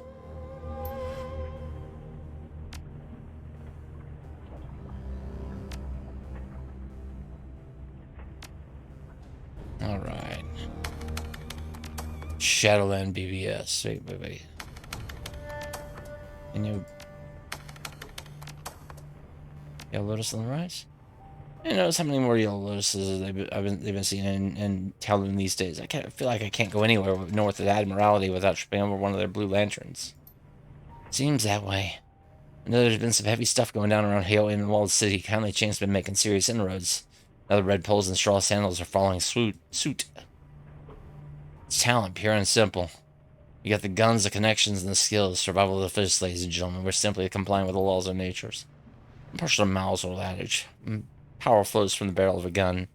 Natural selection has nothing to do with it. The Yellow Lotus is playing their talents right, and Red Dragon's just reacting. That situation could change at a moment's notice.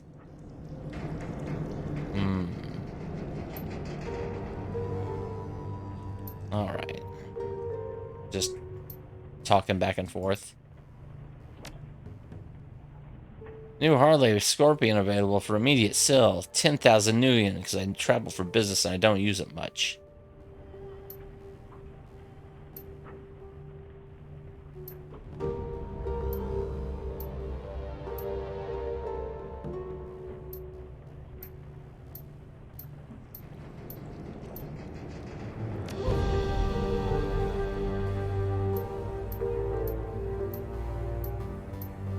This is just all blah blah blah. Looking okay, milk run. You must not take experimental sims during runs. You must not tamper with chemicals in secret labs. You must know how to properly operate a moped. You must have a good sense of humor.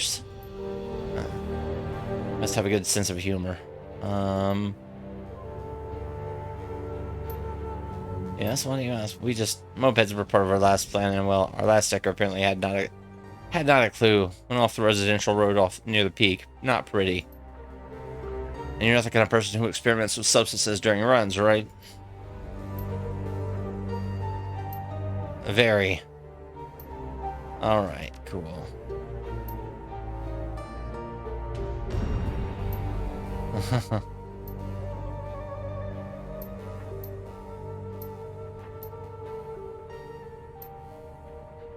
Alright. A lot of these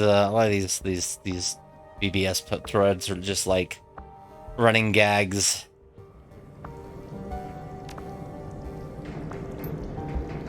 All right.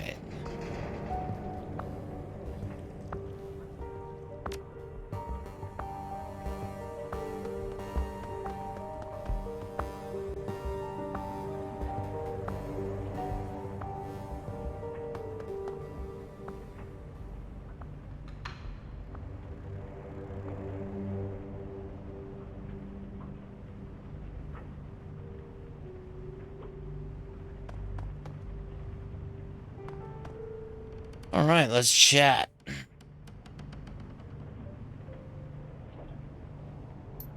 My friend, you've come back.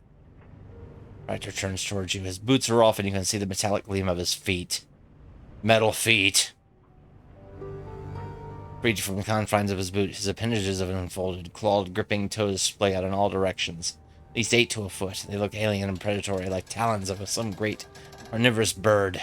I wasn't convinced that you'd want to continue our little chats after the last time. I'm glad I was wrong. I debated it. In the end, curiosity won out. As it should. So, what shall we talk about? See, the shop is up and running again. What you working on now? More options for Cochet, as always. He's far from perfect, but every iteration inches it closer. Right, sir, what's up with your feet? The replacements that I was fitted with all those many years ago.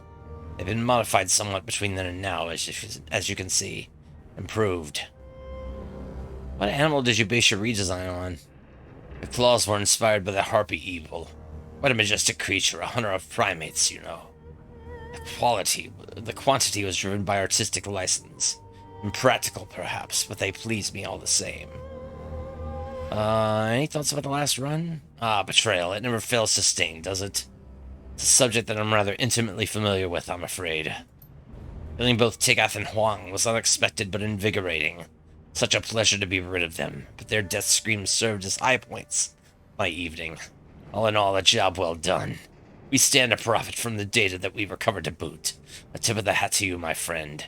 You've outdone yourself tonight. Questions about you. Let's see here. You know what? Well, I'm not gonna mess with a lot of the flavor stuff. Not yet, at least. I will later.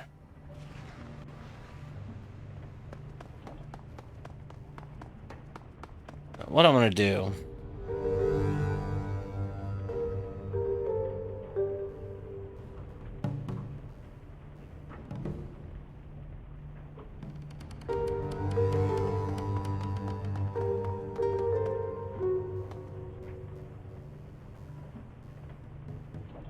What do you think about... Hold on. I thought we did this. Squad the Barons on Leary Way. Just the kind of thing that DT used to say. Improvise, adapt, and overcome. That's how you beat the street. I remember. I thought I did this. I remember Double Trace saying that. It was while we were living between the red-hot nukes and 162s. Crazy-ass dwarf anarchists on one side and flesh-eating ghouls on the other. Those are the days you long for. Our priorities were simple. Survive and watch each other's back. Yeah, I know. It's about getting chromed up. I'm gonna keep asking you until you show me some chrome. I'm saving up for something. Alright. I didn't take Duncan with that. Yeah, later would be good. Don't get me wrong, catching up is nice. But I'm not as used to being as social as this. That's one of the reasons why it was so nice to work under Carter. We both appreciated the long silences. Sorry, man. She seemed like good people. It's all good. She's gone, and I accepted that. I guess it's just been a big day is all. Anyway, good talk. Finally, I think I might have progressed something with Duncan.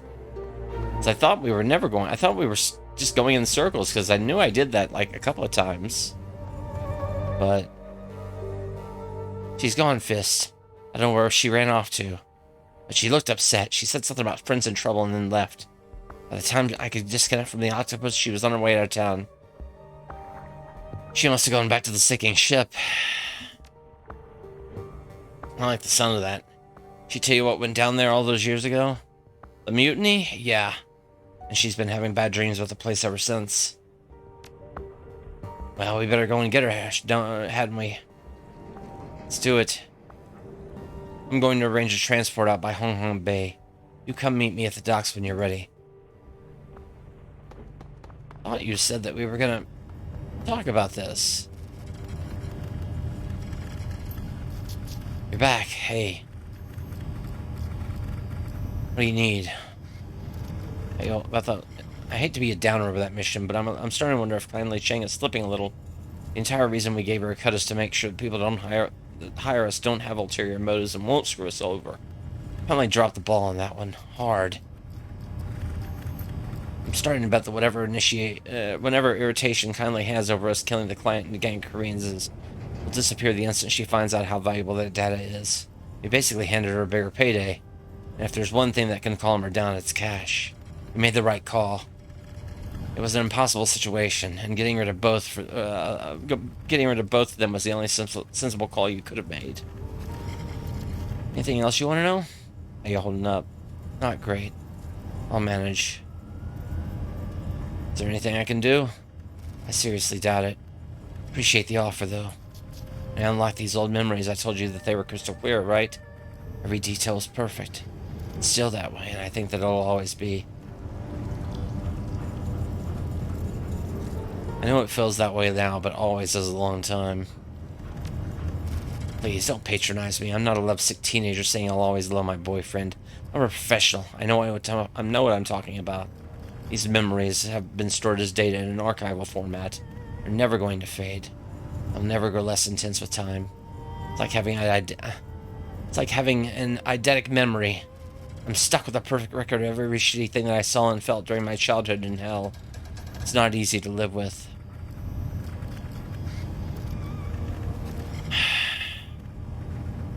I know a guy back in the Barrens who got his arms hacked off with a machete. I'm pretty sure he can't forget his past either. But he found a way to live with it. That's a different kind of pain, but I appreciate what you're trying to say. Anyway, let's get down to business. The sooner we're done with the walled city. Spikes McGee!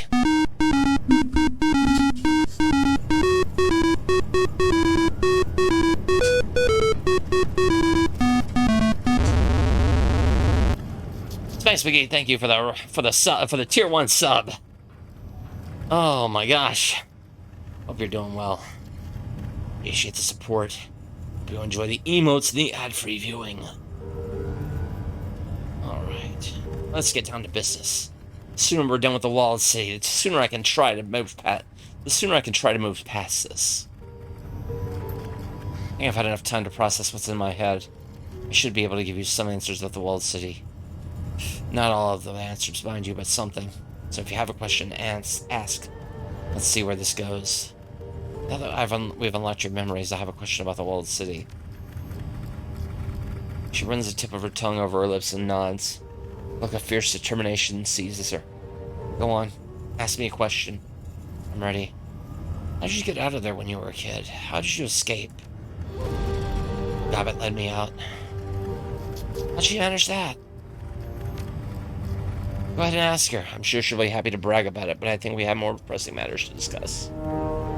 That's all for now. Can we talk about something else? To be honest, almost anything else would be preferable. I gotta go, Isabel. Good, because I've had enough for one day. I'm tired. Reliving this stuff is exhausting. Come back later if you want. I'll have had more time to unpack this stuff by then. But until then, please give me some space. Oh my gosh. Okay. All right.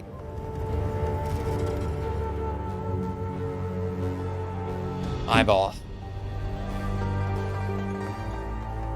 All right.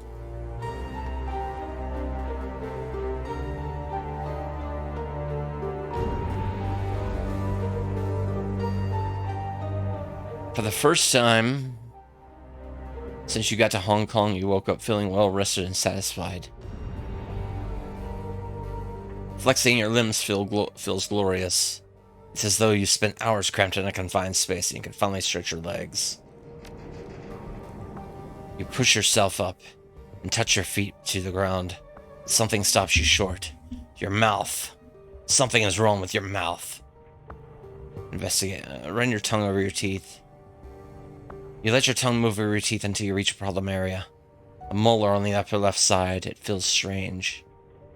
You apply a little pressure to the tooth and it slides free from its moorings. It's as if nothing was ever holding it in place to begin with. As the tooth comes free in your hand, an image etches itself into your mind. A great chamber, hazy in form and outline. Clouds of red that fill the air, perfuming it with salt and copper.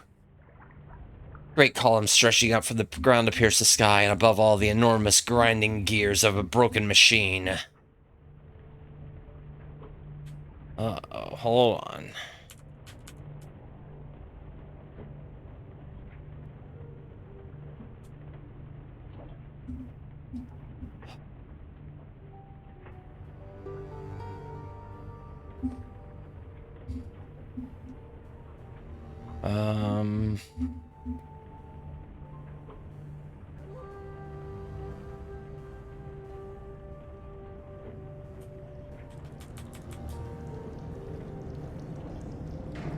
Okay, cool.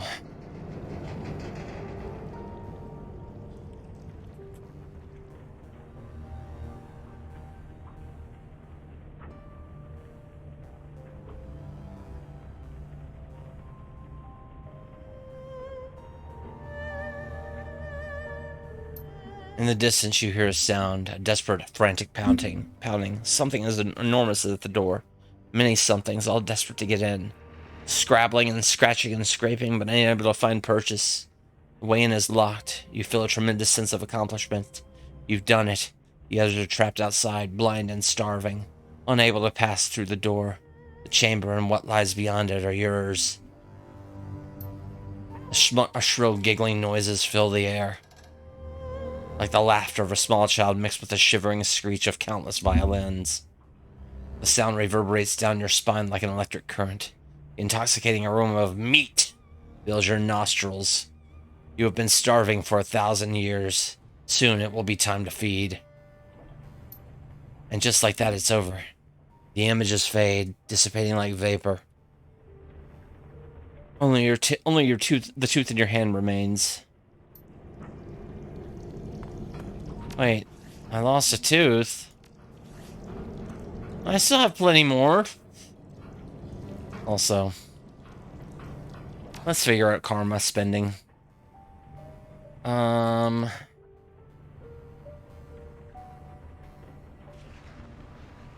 don't know if I need Charisma 7 at all. I know one thing I need. I need...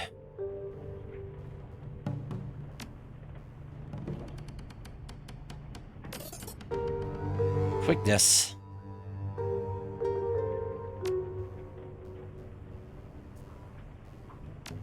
And I need Cyberware Affinity.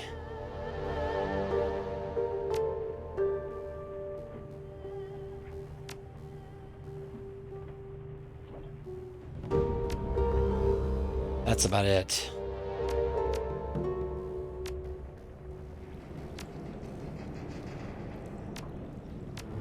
Or do I need Cyberware Affinity? I don't think I do need Cyberware Affinity. I think I need...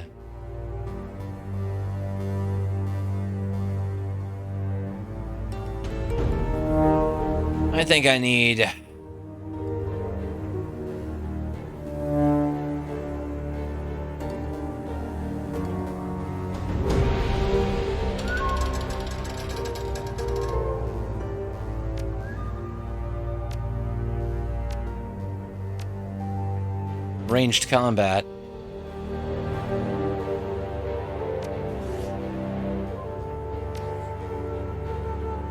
There we go. All right.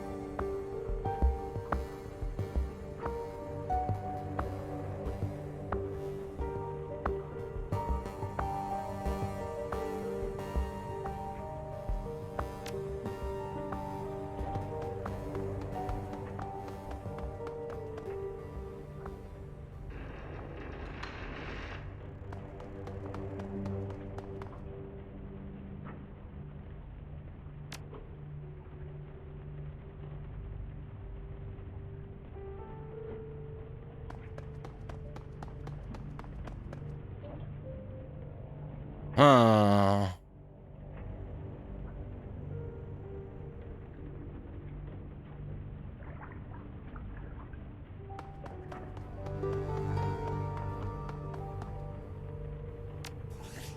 Okay, let's save the game.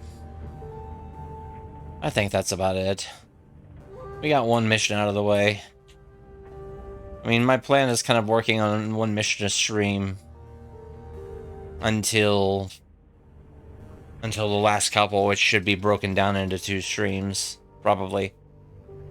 But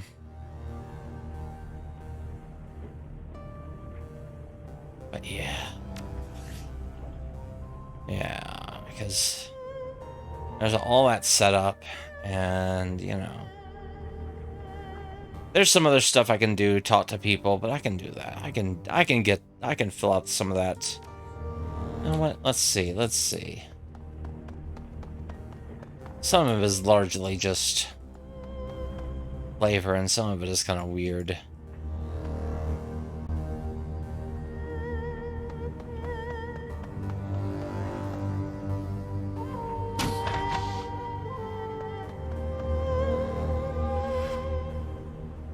Fist, I'm ready to go where you are. Okay, Fist is. We'll get to the mission. Rector is just completely out of his mind.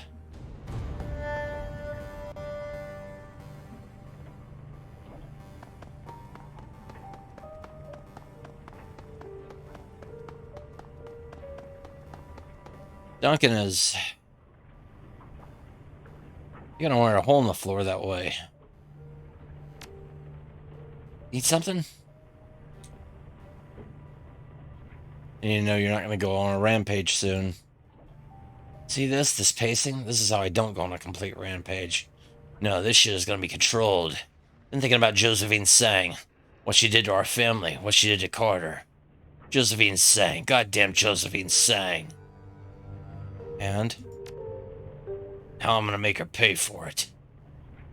All that pacing and thinking and pacing, and that's why what you came up with? We're gonna make her pay for it, Duncan. We. Of course, what did I say? No, it's us, Christopher. There's no way I can figure out what's going on without you.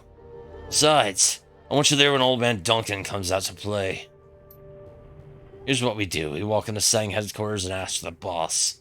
When she comes down, we grab her, take her somewhere quiet, and ask her why she had Carter and those runners killed. Find out what happened to Raymond, whether he's alive or dead. What happens next is up to her. Kidnap a member of the Hong Kong Executive Council while there's an APB out on us. It's bold. They'll never see it coming. This is the way to go. My way. Whoa, did you just say that? Yeah, what? There's one way this'll go. Oh crap, that's what Ray used to say. Raymond Black, our benevolent dictator. No question of his rules, no falling out of expectation. It was his way or the wrong way. Oh, you'd get the full-on Raymond treatment.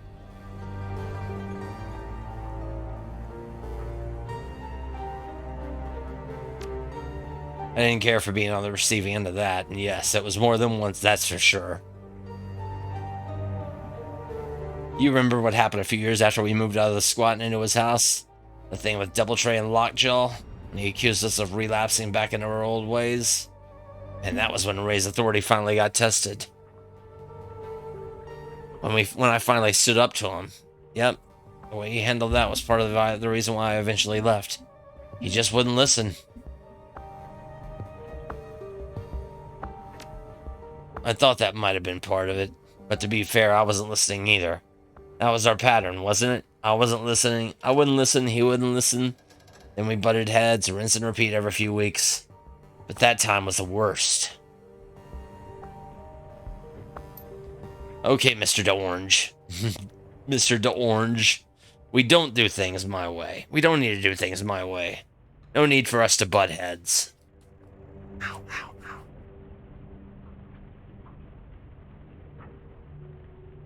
Alright, yeah. Yeah, eyes flaring up. And on that note, I'm going to have to ask you to clear out. It's been another long day. You think this is bad? Try prison. You know what? I'd rather not. I've put enough people away to know what it's like on the inside. Anyway, have a good night, Fistifer. I'll catch you tomorrow. Ow, ow, ow, ow, ow, ow, ow.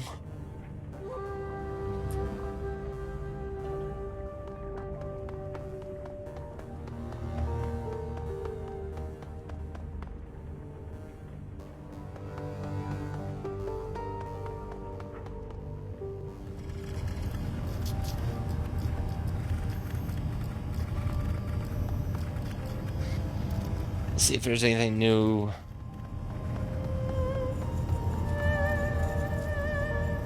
All right. This isn't helping. I'm decking. I'm in my safe space. It doesn't help. Memories are just as painful here as they are in the real world.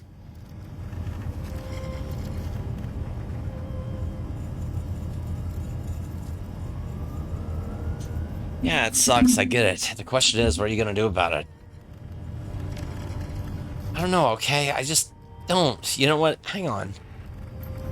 Isabel's body shudder. A familiar tremor. Her consciousness flowing back out of the matrix and into her meat. Meat! Her eyes flutter and she takes a sharp breath. Slowly, shakily, she rises from her perch on the floor. You're here with more questions, right?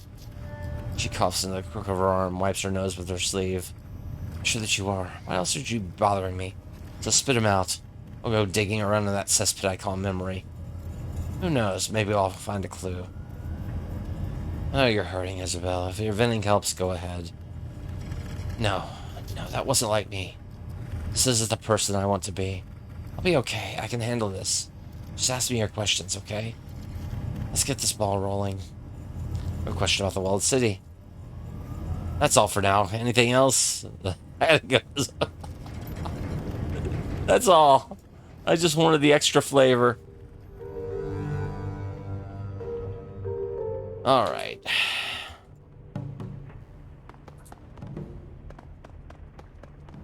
You know what? We've put it off long enough. Let's see what kind of stuff Raptor has to say just to clear out this. Any thoughts about that last run? Okay. Oh, I guess I can't get anything else out of Raptor.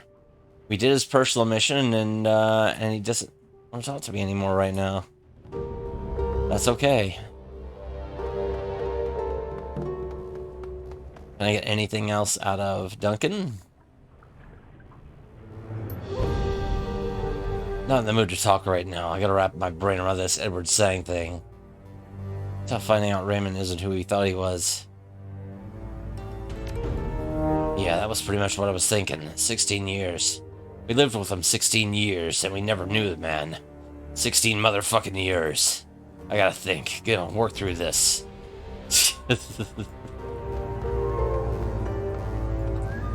Alright. Alright, cool. Cool, okay. Where else are we going?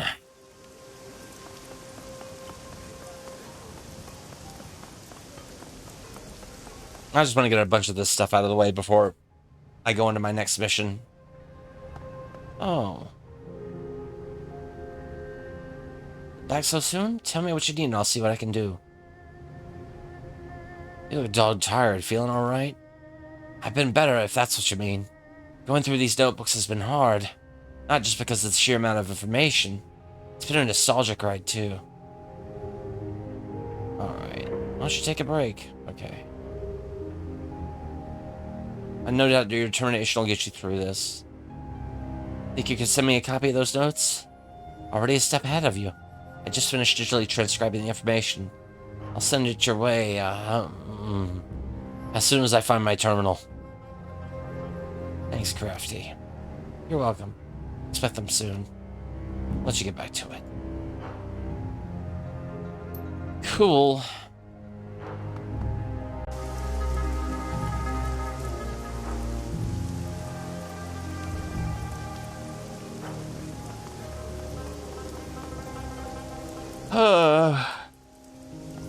Excuse me.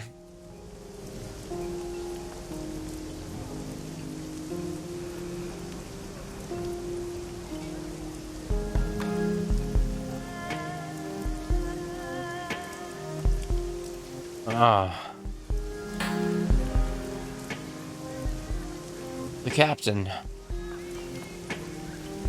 Okay. That's fine. We can go to...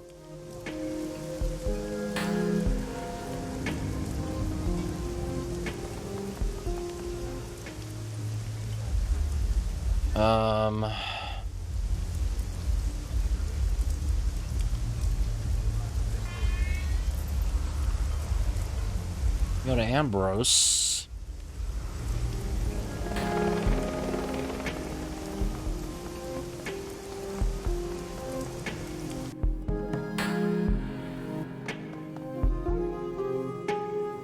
Ambrose lies limp in his wheelchair while Spider Drone tinkers on a delicately huge bionic lower leg, which appears to be attached to a dismembered troll thigh. Ambrose reanimates as you draw near. Mist. I'm doing some delicate work. I'm dealing some delicate work here. Just reaching a good point of pause, actually. Okay, what's up? What are you doing? Is that someone's leg? It will be. It's a that's a vat-grown biological upper on a cybernetic lower. Merging the two together. It's gonna give this poor guy the upper leg he wants back, and with the lower leg he needs. You interested? You interested, huh? Okay. Check this out, I'll be back. Ambrose goes limp. Half a dozen robotic arms suddenly pulse in ballistic surge of activity. Working on the leg, bristling with needles, scalpels, forceps, microsolderers, glue, and various other tools. For several minutes, there's no sound but quiet clicking, the hum of machinery. When the work is complete, the slender robotic arms draw back. They hover near the ceiling, operating around the operating arena like giant attentive stick bugs get stick bugged. Ambrose's eyes flutter back open. He continues talking, hardly skipping a beat. The guy works in the tunnels with his feet in sewage all day. He's got some kind of flesh-eating trench rot. It went right up his leg, nearly killed him. I had to amputate at the hip. I'm giving him his upper leg back, but I'm using a chrome lower leg so it won't happen again. Must cost a lot for a sewer worker. Yeah, it would. That's why I'm not charging him. Someone else grew the meat leg. I can't do that. I had this old prosthetic lying around already. It's a beater, but it'll last for years if he takes care of it. Hey, so what can I do you for?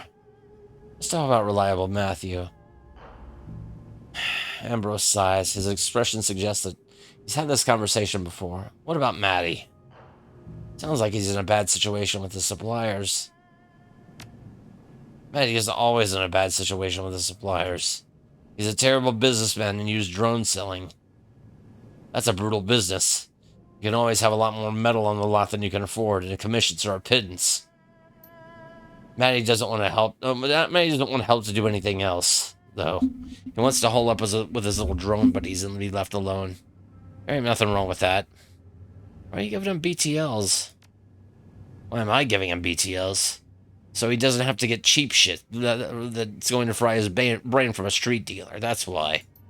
Those cool blues are pharmaceutical grade. Their tracks run clean and clear as live opera. Patient confidentiality. I've already said too much. He's medicated. God knows he deserves it. Fair enough. Sounds like he has a medical need. That he does. I've heard enough. Let's drop this subject. Good. I commend you thinking about him.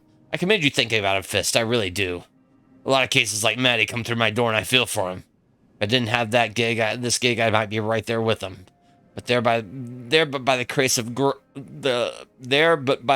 of Chrome and Booty go I. What? To reliable Matthew, hold true, little buddy. There's rest for you at the end of the tunnel. To reliable Matthew. May you hang in there. Alright, let's talk about something else. This is just depressing. Well, let's talk about something else more depressing. What happened with Karen? She betrayed me. Ambrose folds one arm tensely across his chest and scowls. She left me here. That's Karen. He nods towards a small frame picture over his impressive home-built computer. Picture is a serious-looking Filipino woman in a black tank top. Her neck, shoulders, and arms are chiseled with lean muscles. Spotted with tattoos, she looks vaguely annoyed at the camera. Semper Fidelis is in Gothic script, tattooed across her chest. A trans-Catholic rosary hangs on the picture, with a crucifix with a delicate calandra overlaying the center. In the picture, the rosary is visible around the woman's neck. Karen quit Shadowrunning too. Supposedly, she made a full recovery. She started living for smugglers. She was my main conduit for drugs and cyber. Ambrose shakes his head gently. She stopped caring about anything. Maybe it was a brain injury, but I don't think so. I think everything she'd done started catching up with her. I could see it in her eyes. Take your time, I'm listening. She couldn't sleep. She wouldn't take meds for it. I didn't think she wanted to get better. One day she was here. We were behind the curtain. I went out front to talk to someone. She took out her butterfly knife and set the point right here. She pushed the blade right through and out along her trachea. Sliced everything through that. Severed her own carotid artery, just like she was removing a sentry. That was it, dumb. She did it right there on the operating table.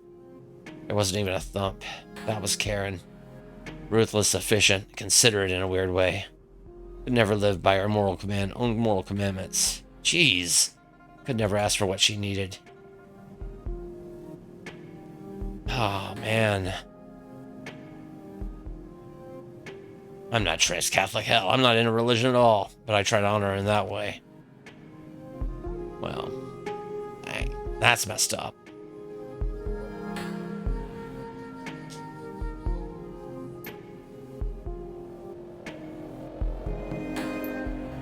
Thanks, Fist. I never learned it in full.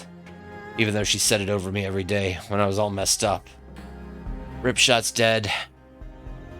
My childhood in Chicago is in the containment zone, and Karen, well, she was my best friend ever.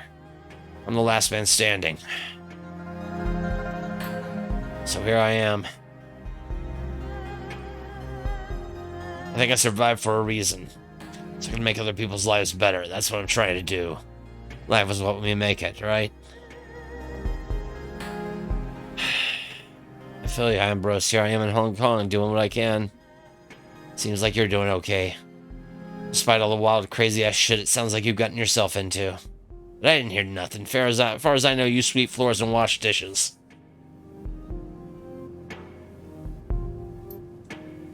Here, you want a drink? We should have a drink. A robotic arm flings open a cabinet, clatters inside it, and swings across the room, clutching a sapphire blue bottle.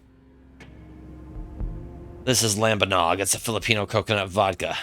Have a shot with me? Sure, I'll have one. Robotic arm pours 2 shots. It swings one over to you.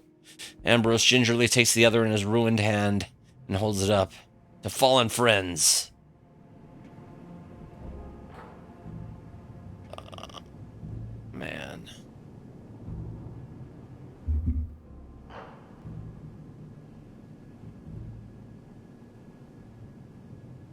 To fallen friends. Let's follow the shots together. Strong raisin flavored liquor burns going down. Ambrose looks around you in silence, and his gaze settles on you, lonely. I used to be a real piece of work, Fist. When I got busted up, for the first time in my life, I had to rely on other people. Broke, hunted, close to death. Not so different from how you showed up, except for the death part.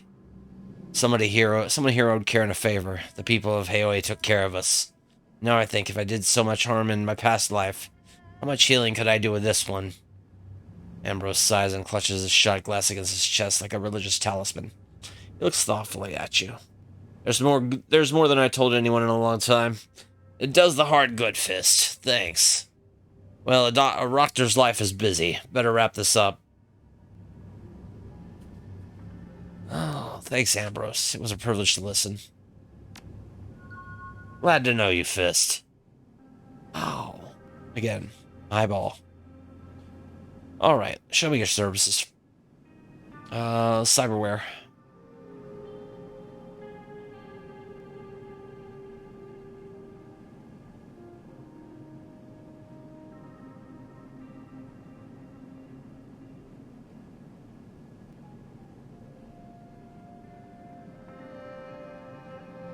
What can I use? Brain, head, body, skin, legs.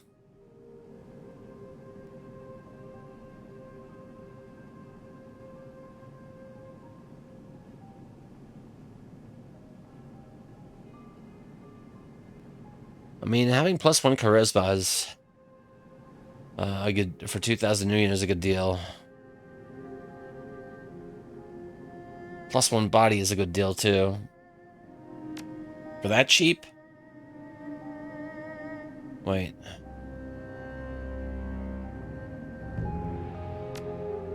Ooh.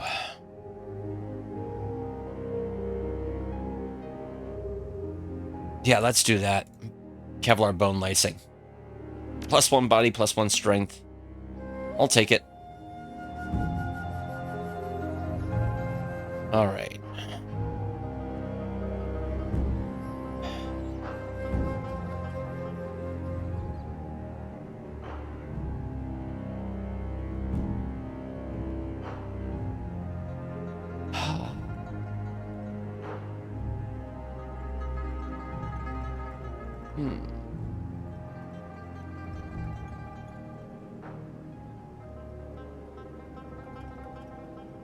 I mean, I'm just looking at anything passive, really. Brain, head, skin, legs. Alright, that's all. Essence lost, Schmessence lost. I'm never gonna cast a spell. Not with Fistifer d'Orange, at least.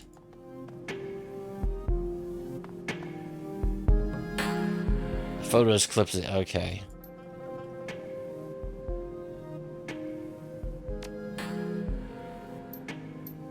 Alright, yeah, we already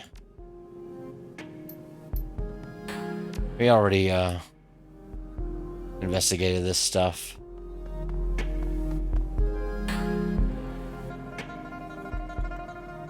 Ambrose and the Mustang.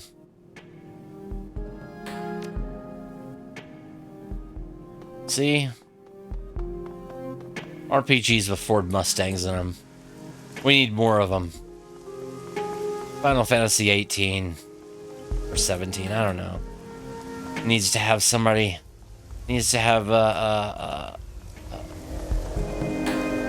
two guys out on the street in the 70s, driving a Ford Mustang over everything, running over Bahamut. You know the deal.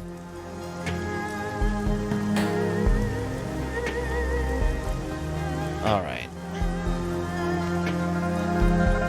I'm gonna look at some weapons real quick.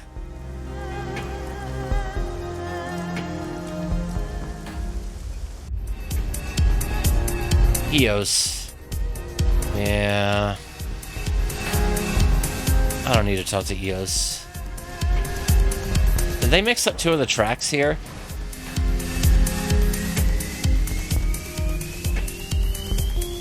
Yeah.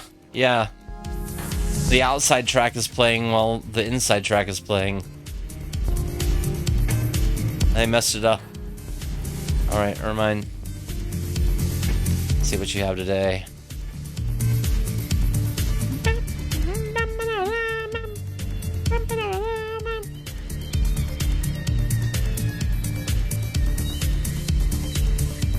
I need...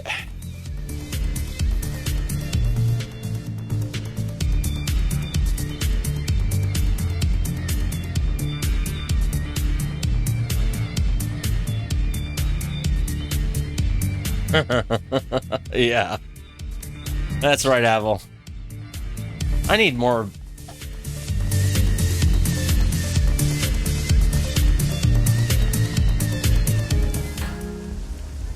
I need more Nuyen. What's my... Okay, I got a point. Okay, it's 1 a.m. I think I can... And it's been 4 hours. I think I can save the game. And do my thing. Oh my gosh, y'all, thank you for being here tonight. Whether you're chatting or lurking, you're catching this on the VOD. Special thanks to for 8-Bit Gamers for the 100 bits. Thanks to offline follows. I had a couple of those. In between, and thanks to Spanx McGee for the tier 1 sub. Appreciate it. Oh my gosh, let's get to it. I know where we're going tonight. It's McCall's birthday.